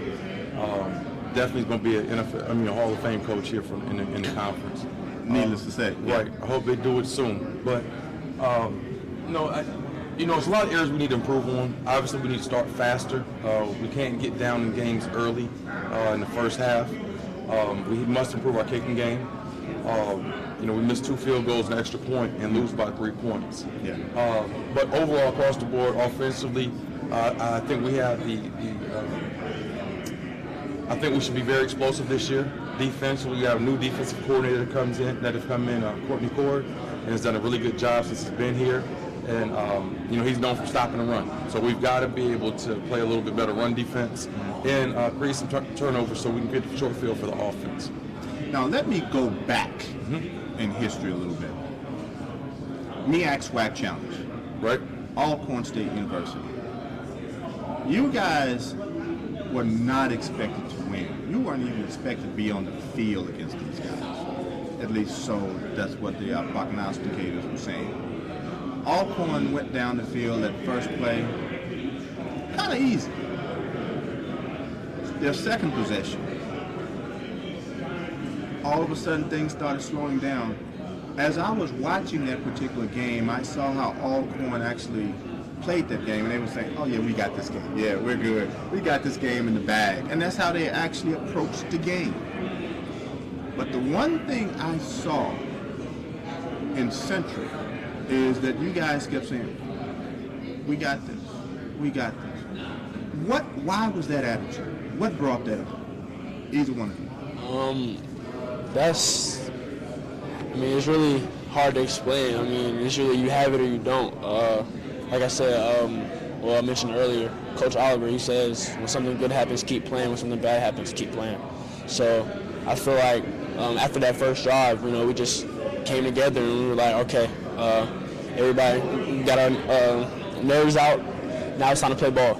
So I feel like, it's just a mindset. Whatever happens, just keep playing. Being an underdog, people don't expect a lot from you. Expect you just, like you said, everybody picked them to win, so they expect us just to come up, not do anything. But like Brandon just said, and Coach Oliver said, when something good happens, keep playing. When something bad happens, keep playing. So we kept that same mindset, that same attitude the whole game, and then you seen the outcome. So, Coach, what did you see in that game that said, you know what, Alcorn did kind of go down there that first series. What did you see in that game, and what are you seeing is the major difference between what you guys played in terms of brand of football in the MEAC as opposed to the brand of football that's being played in the SWAC? Right. Well, I think the big thing, I knew the talent and the young men that we had in our locker room, and as long as we didn't panic, we were going to be just fine. So when I came in, halftime, I said, guys, look, it's obvious y'all can play with them. All right, so let's just relax and just play football. I had the opportunity to coach in the SWAC for 7 years at both Grambling and Southern, and I've been coaching in the MEAC for a while as well. I just think that here in the MEAC, we're underrated. Yes. They didn't pick us. We didn't have a chance against Alcorn. They didn't give South Carolina State a chance against Jackson State. But we just play football here. We don't have a huge social media presence. but we just put the ball down and play football. I think that we play physical football in this conference. I think we understand that you have to be able to run the football and have to be able to stop the run. But we play good ball here, and if you look over the past decade or whatever, decade and a half, I think the record kind of speaks for itself. With us being, I believe, 11-4 in the SWAC MEAC challenge, and 4-1, I believe, 5-1 in the Celebration Bowl. But I don't know why they keep sleeping on us. We weren't in the top 10 this year. We came second in our conference. But like I said, guys have a chip on their shoulder, and you don't get championships or rings for preseason. So we're excited to put the football down and show the HBCU world what we're about. And as a matter of fact, the upcoming MEAC SWAC Challenge, you have Howard University going up against Alabama State. And again, no one is giving Howard University a chance on God's green earth to even be close in this game. But yet and still, they said the same thing about Central. And what was the outcome? I mean, I don't get it. I really don't, and it's no disrespect. I mean, I think the SWAC is an outstanding conference. I think they have some really, really good players there. I just don't get it. And Alabama State has great history and tradition, but you have a new staff in there. Coach has never coached a game before, college football, and you don't give Coach Scott, that's been at Alabama, Tennessee, associate head coach, Miami, you don't get a man a chance. So, again, no disrespect to the Alabama State or the SWAC, but come on now. Yeah. Come on. So what do you say about this year? How do you feel about Central's chance this year of being able to knock off South Carolina State? And then you have Morgan State with a brand new head coach with the pedigree. He just came in from winning 3 championships in a row with Bowie State. And now he's coming in and he's saying, oh, wait a minute, they have a championship this year. So we expect to be in the championship game this year. And that was a quote from him on this show. I believe it. I believe it. I've known Coach Wilson for a long time. Yeah. And what he did at Bowie State, and he didn't have everything that a whole lot of other schools had. People don't understand that he wasn't, didn't have the full allotment of scholarships, didn't have a whole lot of things, and he was still very successful. Yes. So I think we have some outstanding coaches in this conference. First and foremost, the dean, Coach Buddy Pugh. Yes, the dean. I mean, he's unbelievable. He's unbelievable, and I mean, he always takes his little shots at you. He always takes his shots at you. But he said last night, Coach Allen, how long you been in Central? I said, man, I've been there 4 years. He said, you know what? I lost some money on you. I said, what's that?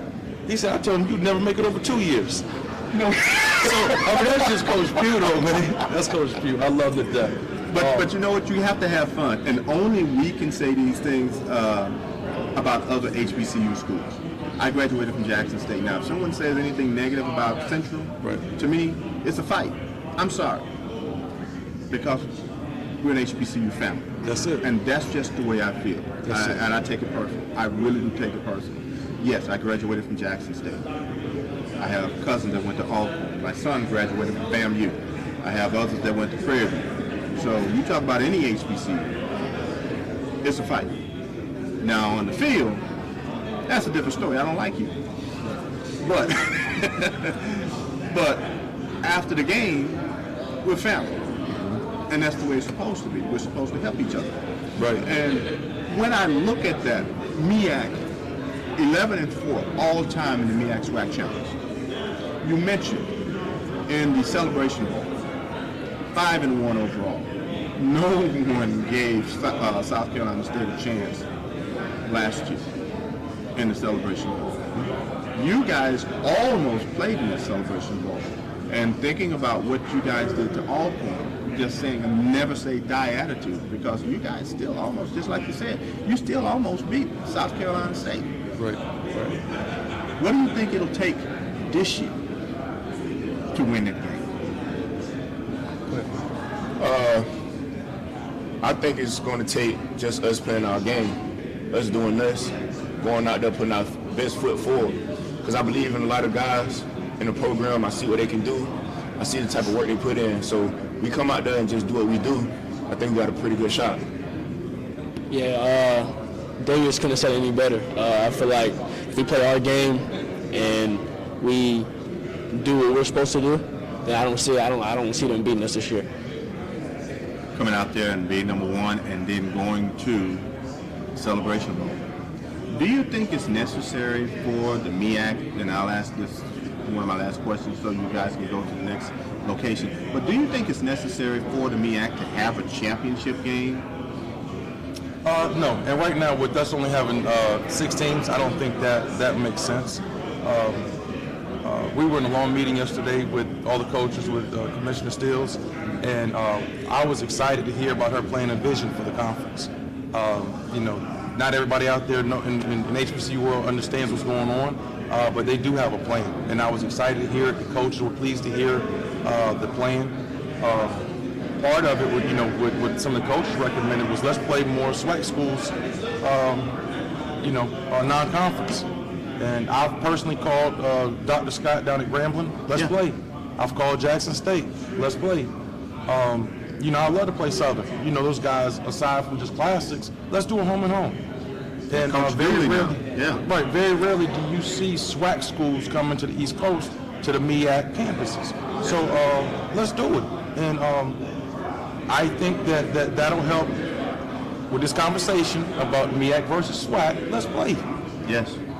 Or let's continue to play, and let's play. Yeah, because see, right now, what you're seeing on the screen, this number says a hell of a lot in terms of the MEAC SWAC challenge. And as you can see, the MEAC is 11-4 all time in the event. Now, in the different games outside of the MEAC SWAC challenge, SWAC may have won 1 or 2 games because I think Alabama A&M defeated South Carolina State last year, but it was not in a SWAC MEAC challenge game. But at the same time, in the MEAC SWAC challenge, that's what you got. And yes, it would say even a lot more if that did transpire, and it would be good to see more games with you guys. Because I will say this much, and I'll let you guys go on this. I respect your brand of football. Been paying close attention to what Central brings to the table. Love what you guys do. The only thing I can't give the MEAC is the bands. Oh, I marched in the Sonic Boom of the South, so I'm sorry. Let me tell you this, man. I got to focus on what the task at hand, that's coaching football. Yes, sir. But I've got to give the edge when it comes to bands to the SWAC. And I'm gonna keep it 100. I'm gonna be honest. The SWAC bands are something now. Yeah. They are something. I've been at Grambling, I've been at Southern, and Grambling, but anyway, Southern, yes. You out there during the game, and they don't believe in not stop playing when balls in play. So no, that is a little different. That's a little different. But last time, let you go. I talked to HBCU, my man Gaither over there. How is South Carolina State not ranked number 1 in HBCU right now? How is with Buddy Pugh won a Celebration Bowl, have all those animals they have coming back, and they not picked 1, and we can't get in the top 10? Who's number 1? Either Jackson or Fam, one of them. Exactly. And need I say why? Is because of what.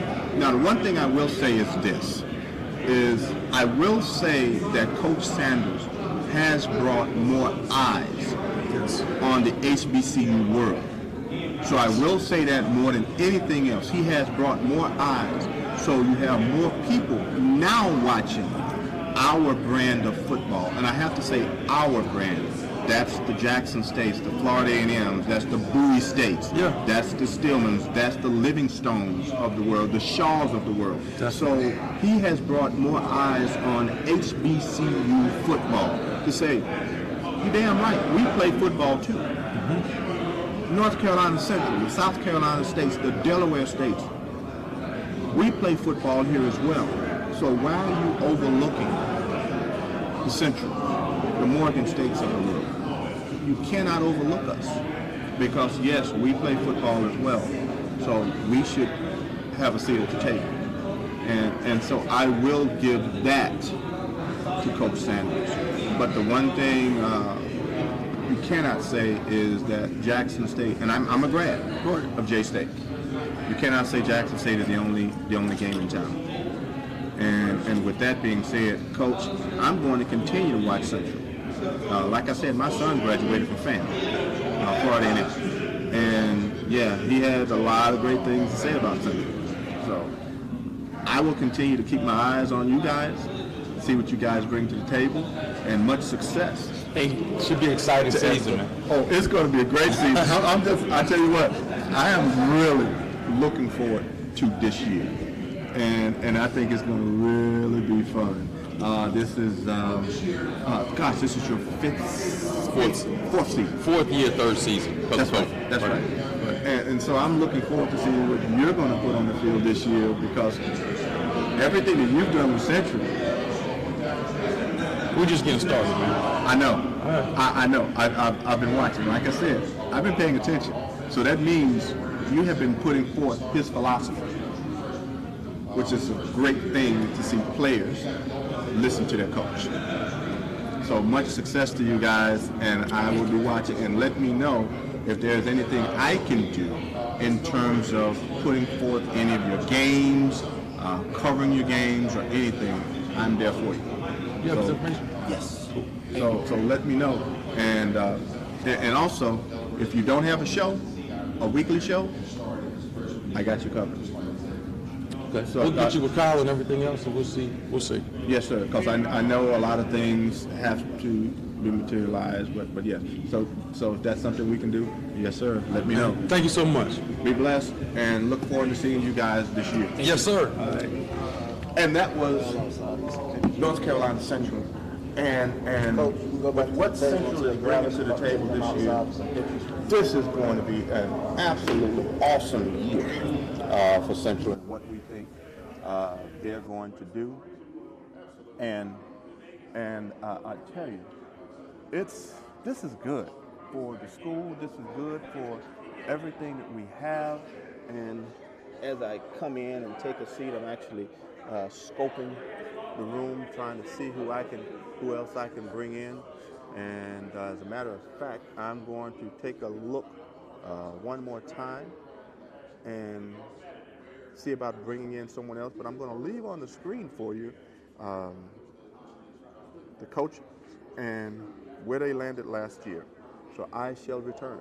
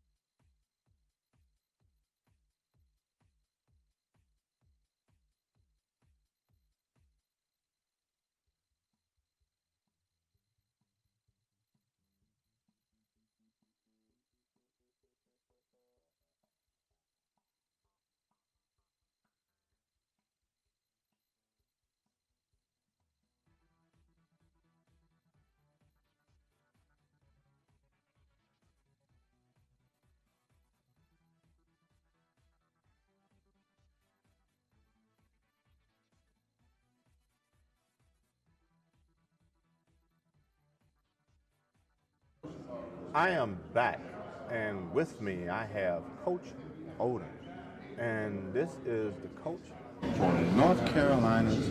I'm sorry, I'm already screwing up. I will be okay. That's right. That's right. He is the coach for Norfolk State University. And Coach, why don't you introduce yourself and just expound on what you're doing, how many years you've been coaching, and going from there. Well, how you doing? This is Dawson Knowles, the head football coach of Norfolk State University, and it's a pleasure and an honor to be coaching for an institution with great pride and tradition and passion and understanding of who we are as people and where we're trying to go, and having the belief that we can get there. This is going into my 24th year of coaching, and this year is as exciting as it was when I first started coaching. I'm grateful for the opportunity, and I always believe that when you get up in the morning and all your troubles are behind you, you got a chance to solve problems and not create. And that's the kind of program that we run. We're a process-driven program, and we really believe in that and buy into that. And we're looking for great things in 2022. Well, Coach, this is your second season at Norfolk State. Now, being that your second season, and you've been coaching, how many years did you just say? 24. 24 years. That means you're a little seasoned. Just a little seasoned. Just a little bit. Now, being that this is your second season, you came from the SWAC conference, and you came from your last head coaching job was Southern University. Why the move from Southern to here, and how do you feel about that move today?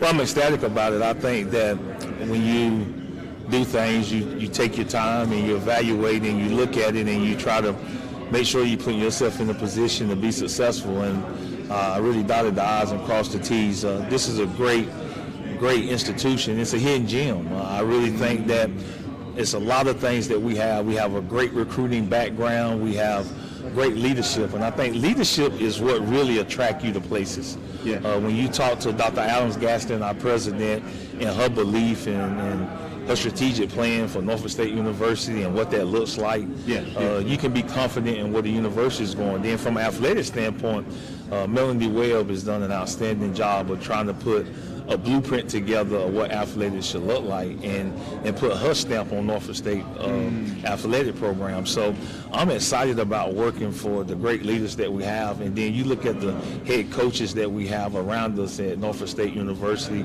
and all the people. And I really believe it's a people-driven business. And when you meet them and you get a chance to work with them, we don't always agree, but that's what makes great businesses, is that we're able to put our differences aside to work for the greater cause, and that's the young men and women that go to Norfolk State that we call students. And that's the thing, and it's student first, student athletes, and I'm glad to hear you say that, because that's the one thing. I've watched you, and while you were at Southern, I paid close attention, and you always had a team. Until the clock hit triple zeros, you guys never gave up. You guys never quit, and didn't get a chance to see as much of you guys this year in Norfolk State. I think I may have had a chance to watch maybe one game, and I can see your philosophy getting in there with those players. How do you feel about now this being your second season, where things are going to go with the team? Well, I think we're growing together. I think we're growing as a team. I think you can see the difference between year one and year two, and I think you have a great understanding. It's about relationships. It's hard to build relationships when you get in as late as we did. And I talked to Coach Wilson about it. He asked me when did I get hired. I said late April, and he got hired in June. It's hard to build those relationships. So that's the frustrating part about your first year. And so now year two, you done built those relationships. You kind of know who the parents are. You kind of know what your players are, what they like to do, what's their strengths, what's their weaknesses, and you feel like you're mentoring and being a father to them now because you built trust in them and they built trust in you. Now, I know last season you guys were going along pretty well, and then all of a sudden in the second half of the season, kind of hit a couple of stumbling blocks. What do you attribute that to for last year? Well, I think I'm one of those head coaches that I do things totally different than a lot of people. The first year gave me a chance to look at our program from an infrastructure standpoint from top to bottom. Not just from an athletic standpoint, but sometimes you have to look at and evaluate the hand that you're dealt. So what I've looked at is that we're a team that practices in the morning. So if we're going to practice in the morning, we may not have, the best nutrition for our players that early in the morning. So our bodies are going to break down. So as we got to November, we look like a different team. You could see we had some injuries. We had some guys that go down, but then we didn't have the depth to be able to overcome those injuries. So we increased our numbers. So we're saying if we go practice in the morning, we know that we're going to probably lose a little muscle mass. We're probably going to, from a nutrition standpoint, a sleep standpoint, over the course of time, that wears on you, especially as a football player, because you're in a combat sport. So looking at all those things and trying to implement some things in year 2 that's going to be able to say, okay, how can we be as strong as we need to be in November? And AD understands that. That's why we're able to bring 110 guys to camp and be able to have those numbers, because you have to play the numbers games when sometimes your infrastructure is not set up for success. You got that right. And more than that, now since you have a full season under your belt, you're able to get in, as you were telling Coach Wilson. Now we're able to see the players. Yes. Build that relationship. Yes. Now, how is your philosophy as a coach being transferred to the field? Do you see that now with that first year under your belt, especially having the spring football game? Do you really see now your philosophy really matriculating with the players? In year 1, you got to repeat a lot of the things. Year 1, you're trying to make sure the message is consistent, and you're having to repeat that message over and over again. Year 2, you got to remind them. And so it's a big difference, because they know and they respond. So we call it remind and respond in year 2. And then year 3, you're not even going to have to remind them. They're going to be the teachers. So it's a process. It's a process. And once you get that process in place, it yields results. And I tell people all the time, the best company I ever worked for, Fortune 500 company, was Coca-Cola. And just understanding how process work at Coca-Cola. And once you figure that out, it's just that they're going to hire people. They can hire bad people at Coca-Cola. But when you come to work at Coca-Cola, you're going to be a good person, because that's our process. You're not going to have your problems spill over at Coca-Cola, because we are a place of Coke and a smile, not Coke and a frown. So it's a big difference, because they teach you that over and over again, and that's their process. So I believe in that, and I believe that our process will prevail over time. I tell you what, that's a very good philosophy. And as you continue to have those players understand and have those players listen to you and just say, hey, look, this is what we believe in, this is what we do. Now for this year, how do you see your team performing? You got the perennial team, which is South Carolina State. A lot of people see North Carolina Central, and we should have preseason picks. They should be out by now, and I'm not going to pull them up while we're talking. But at the same time, how do you feel you're going to, your team will fare against North Carolina Central, South Carolina State? How do you feel Norfolk State will handle things this year? Well, I thought we had opportunities a year ago. We just didn't finish those football games. I think this conference has a lot of parity. You can't look at North Carolina Central and South Carolina State. You got to look at everybody as they begin to show up on your schedule, because every week is a fight. It's a lot of parity, a lot of good coaches, a lot of good players. So we feel like our football team is in position to take on the conference, because our discipline is much better. I don't think we lost football games in November last year because of our talent.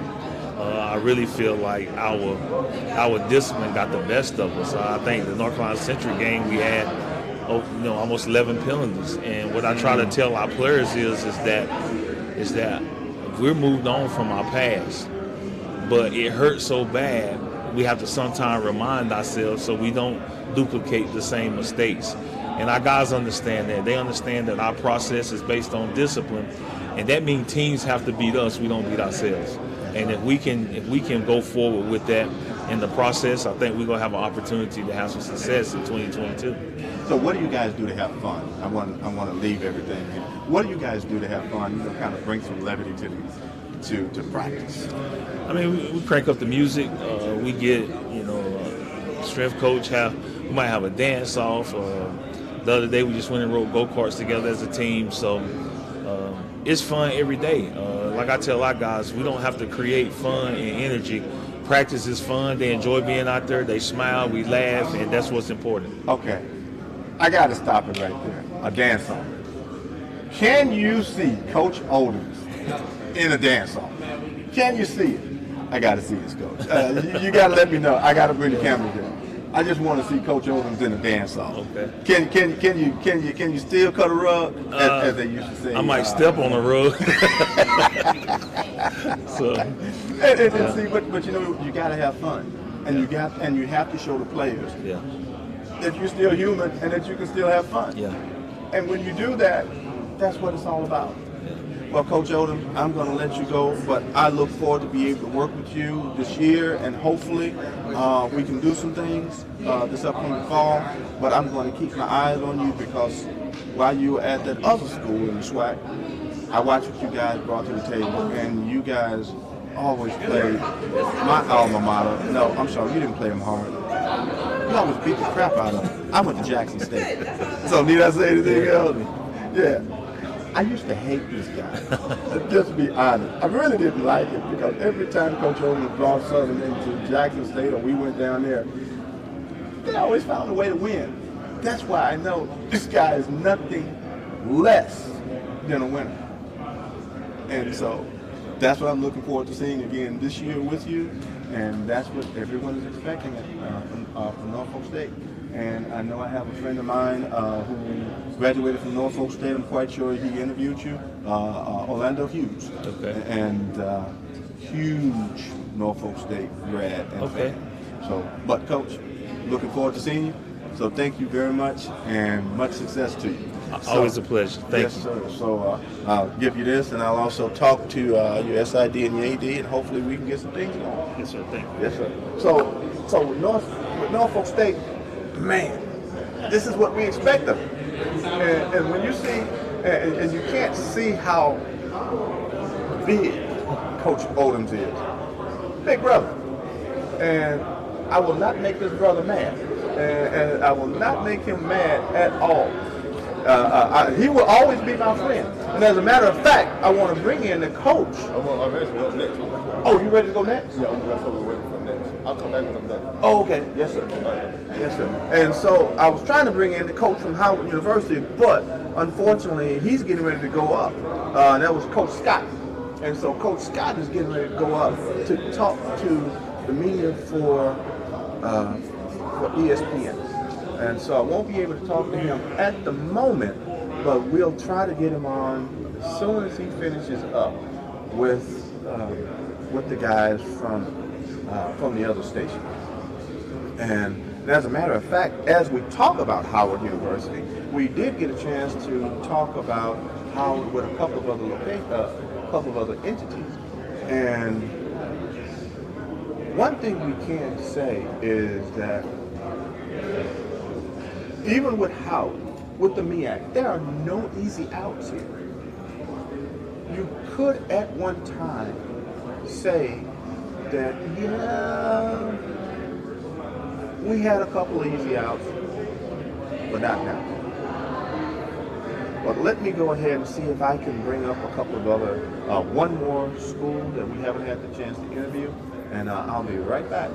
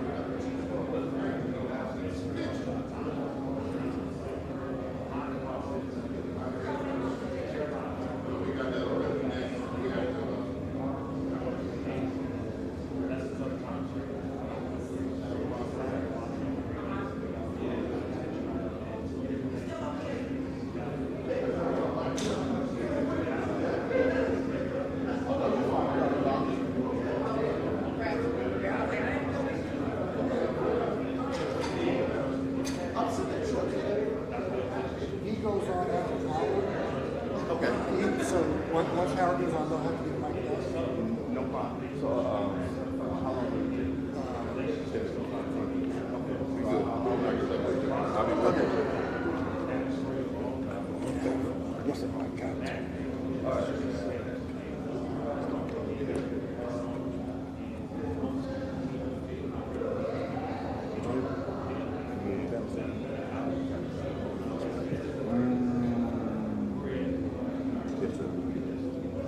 So I'll make sure that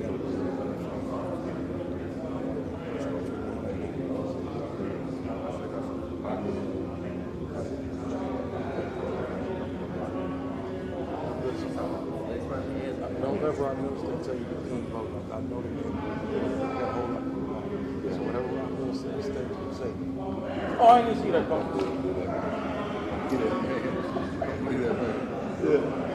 Come on in, Coach.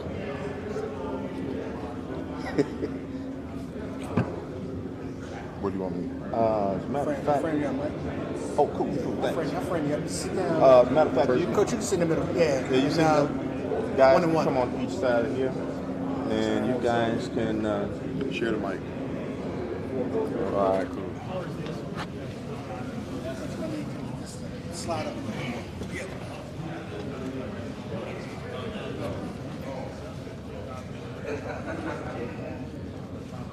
Let's see.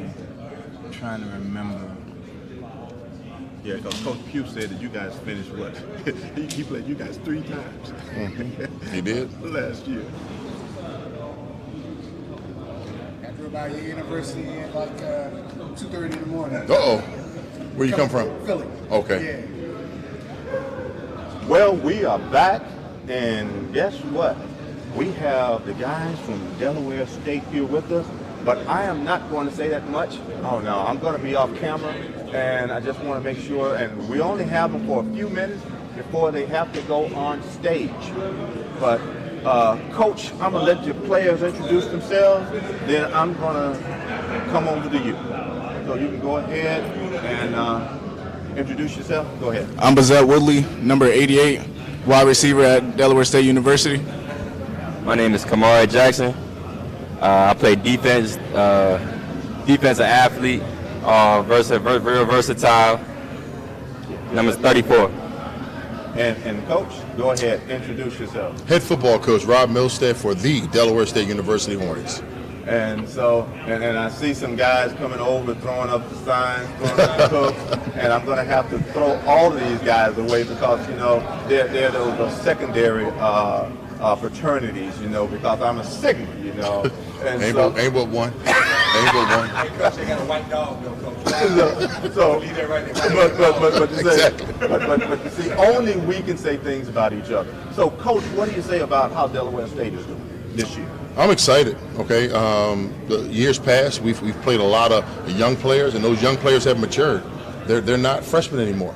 So we are super excited for what they're doing and how they prepared, and the maturity of our football team since last year. So, with what we see with this team this year, how do you think they'll be ready? I mean, you finished 3rd in the conference. How do you feel about this year? We feel really confident. I'll be honest with you. We have the number 1 defense. We lost no one on defense last year to graduation. We lost 4 key players last year on our offense. Our quarterback is coming back, and this is the first year that we've ever had that since I've been the head coach at Delaware State. And he's really commanding our offense to be better. Our offense will look different this year than it has in years past because of the maturity and the way that we developed last year. We realized that we played into a lot of tough games last year, lost 4 games by 6 points or less, and 2 of those were in overtime. Okay, and we had opportunities to win those football games, and we didn't take advantage of it. And we know we left a lot of things on the table. Nowhere are we happy with the way we finished last year, and we want to pick up from where we left off and take it to another level so we can be in Atlanta come December. Yes, as a matter of fact, I was looking to see whether or not it's been, whether the projections have been sent out, and haven't received them just I've received them, and I'm not happy with it at all. I'll put it on camera. I'm not happy with it.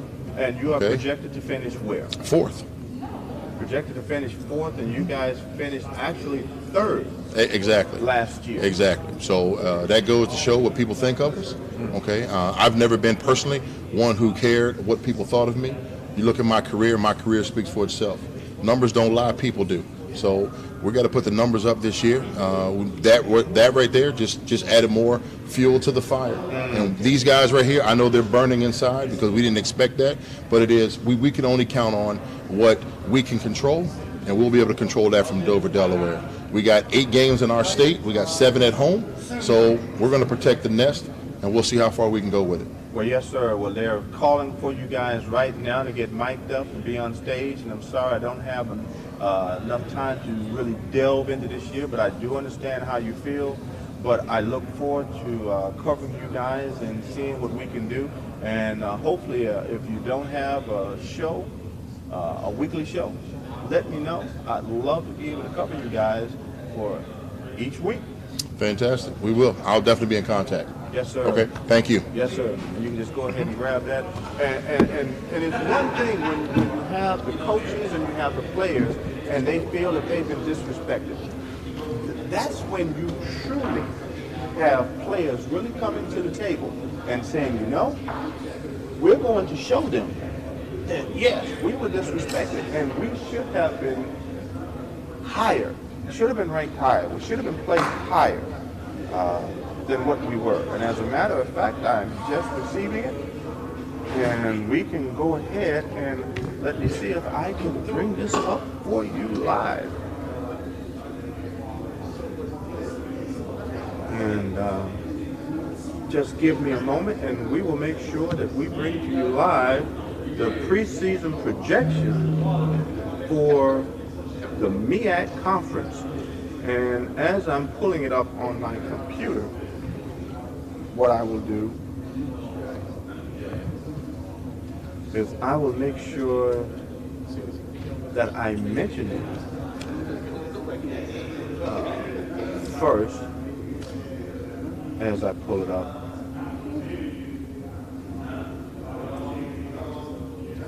Let's see, it's coming up here. So give me a moment.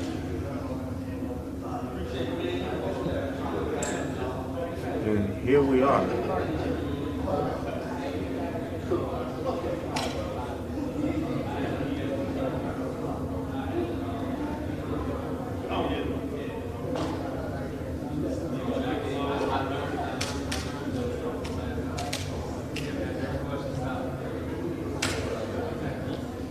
Well, let's see if I can open up this sheet here.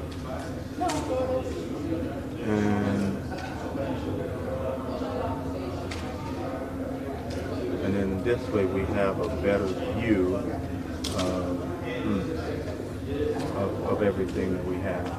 So I apologize, I haven't had the time to put this into my own spreadsheet, but this is literally hot off the press, and I want to make sure that I provide it to you as soon as I get it. So here you are. You have South Carolina State projected to go in first place, followed by North Carolina Central, then Norfolk State in third. Then you have the bottom three being Dell State, Howard, and then Morgan State. But as a lot of people have indicated, this is why they play the game. They play the game all because these are just projections. And because these are only projections,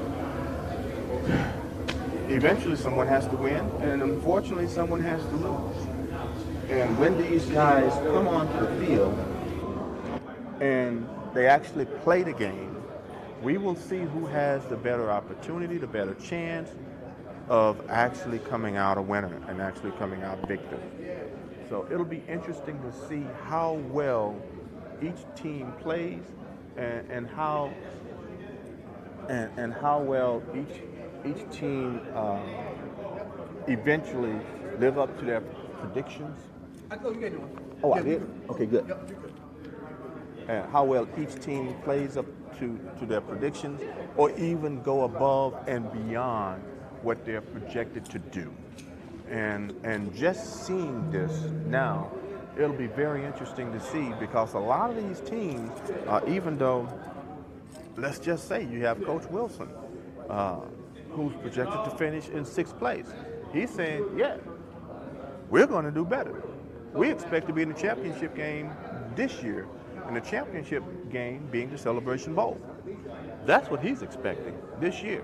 And so it'll be interesting to see whether or not that actually transpires. And if that actually happens, wow, that'll be very interesting for first-year coach to come in, and you're talking about really, really making coming in and really doing what he's doing with the team in his first year. That would say a whole lot for his one team. And just trying to switch up and give a better view here, but I think the picture that I have right now is going to be the best thing for us. We're hoping that we can get the coach in here from Howard University, but if we can, that'll be great.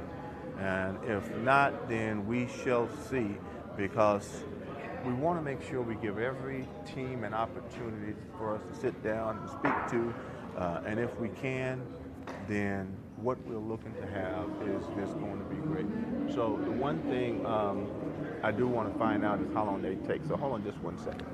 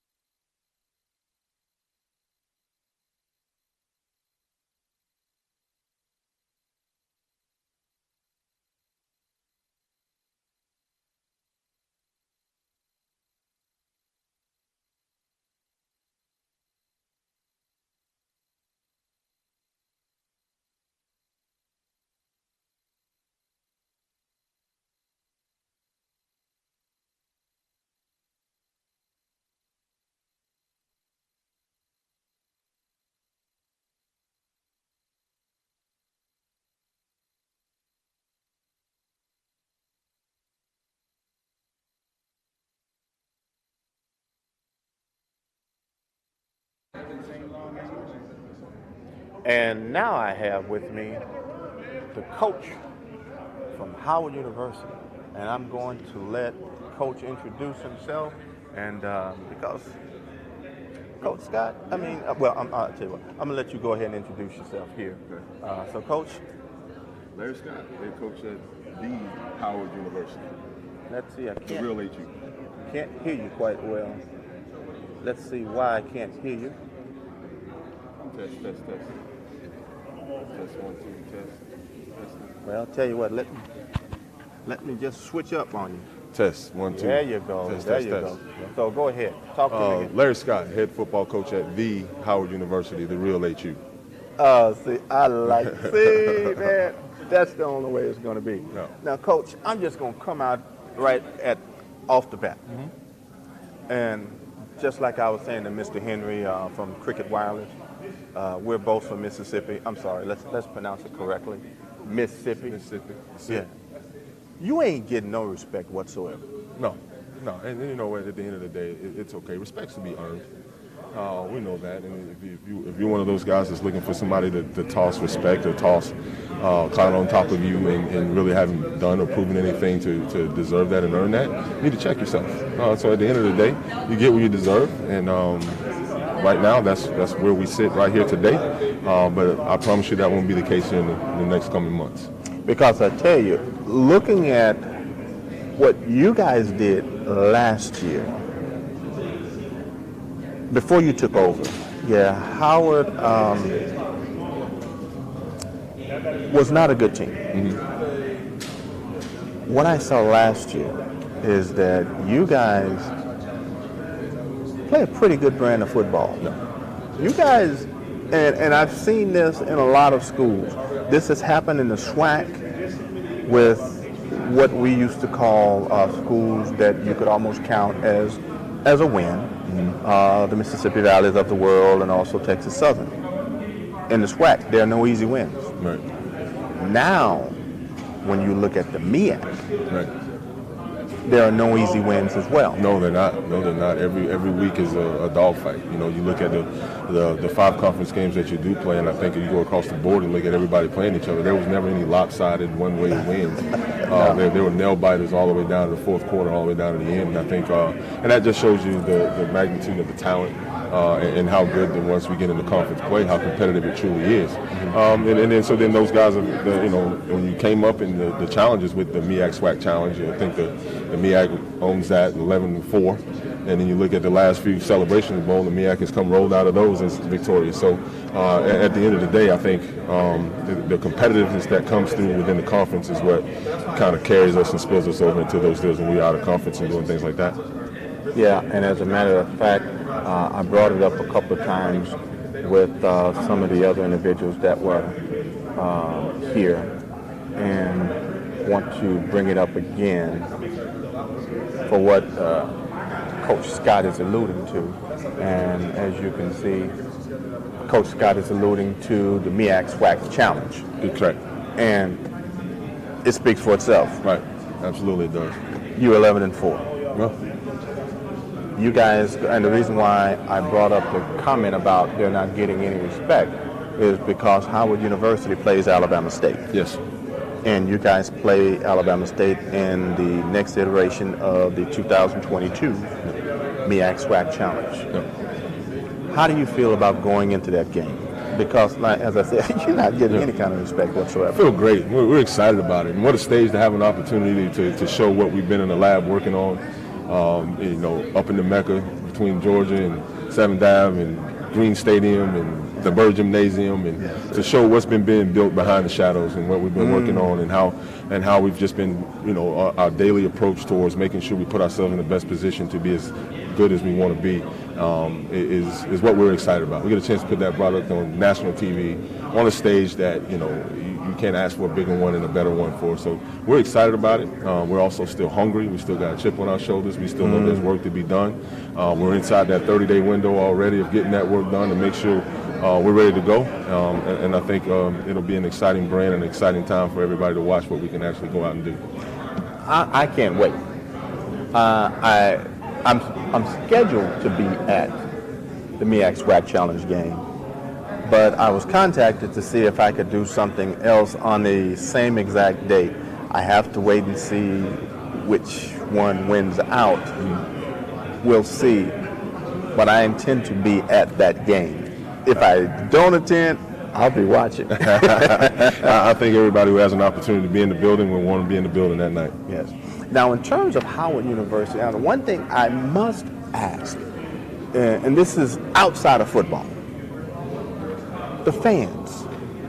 The one thing, you guys, yes, Howard University is the Mecca. As far as HBCU goes, I graduated from Jackson State. My son graduated from Florida A&M. Several cousins that graduated from Alcorn. Others went to Prairie View, and others across the country. But in terms of the fans and the travel, don't really travel that much. Why do you think that's the case? Well, I think it's a multitude of things. The travel can get pretty extensive when you're coming from Washington D.C. and you're visiting a school that's in the footprint of the South and South Carolina and Florida and those type of places. So there's a multitude of reasons, and also we want to make sure that the product that they're supporting and putting their resources and finances and time into is one that they're proud of, one that they go and understand that we're competitive and have a chance to to win and make them proud and those type of things. So I think a lot of it too falls in our lap to make sure we're instilling that confidence in what we're doing and who we are and proud of the product that we're putting out there on the field for them to rally behind and do. And I really hope that we're going to start to do that, and I hope people get on board and come be a part of that change with us. Understand. And with the last thing that I do want to bring up again is you're projected to finish 5th out of 6 schools. Yep. How do you feel about where the prognosticators are saying where you guys should finish? That's just it. The prognosticators, that's what their job is to do, is to prognosticate, I guess. So at the end of the day, we control our destiny. Yes. No prediction, no one thinks or feels, controls what we do and what our approach is and what our mindset and mentality is. That is what it is. That's where we're seen. That's how we're viewed, and it's up to us to change that. And we only can do that through our preparation, through our process, and on a game-by-game basis is go out and prove, the how you say it again? Prognosticators. Prognosticators wrong. and this is why you play the game.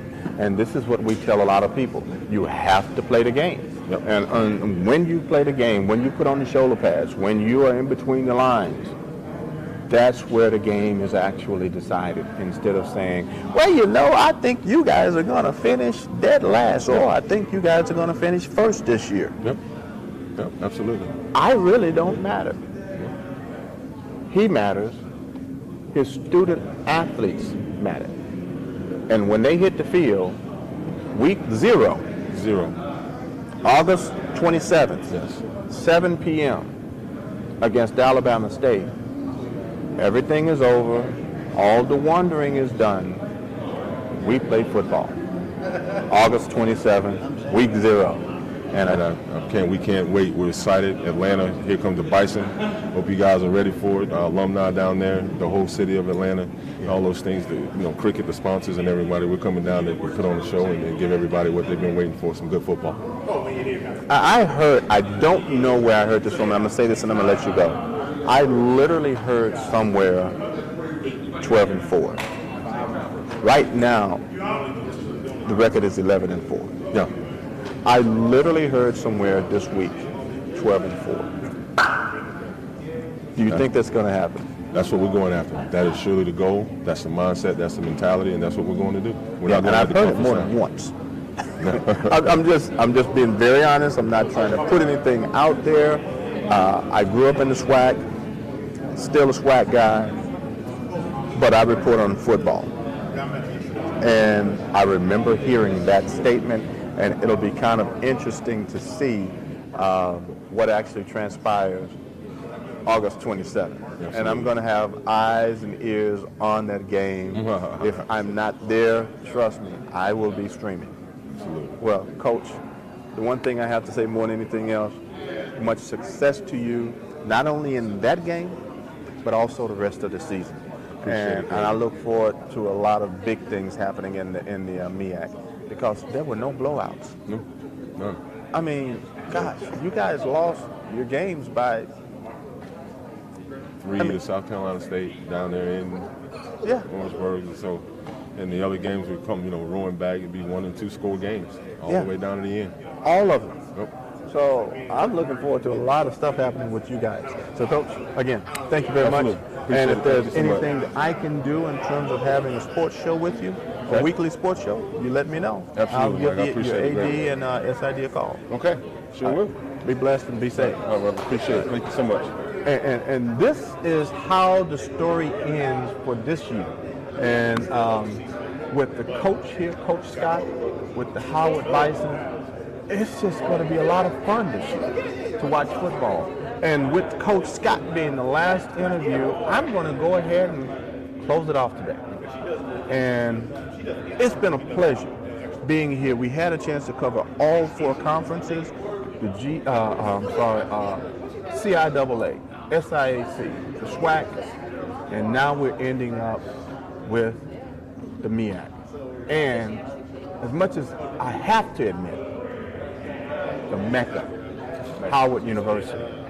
And we can say, give Harvard all of the accolades that we, whatever. But you gotta give it to Howard University. They are the HBCU of all.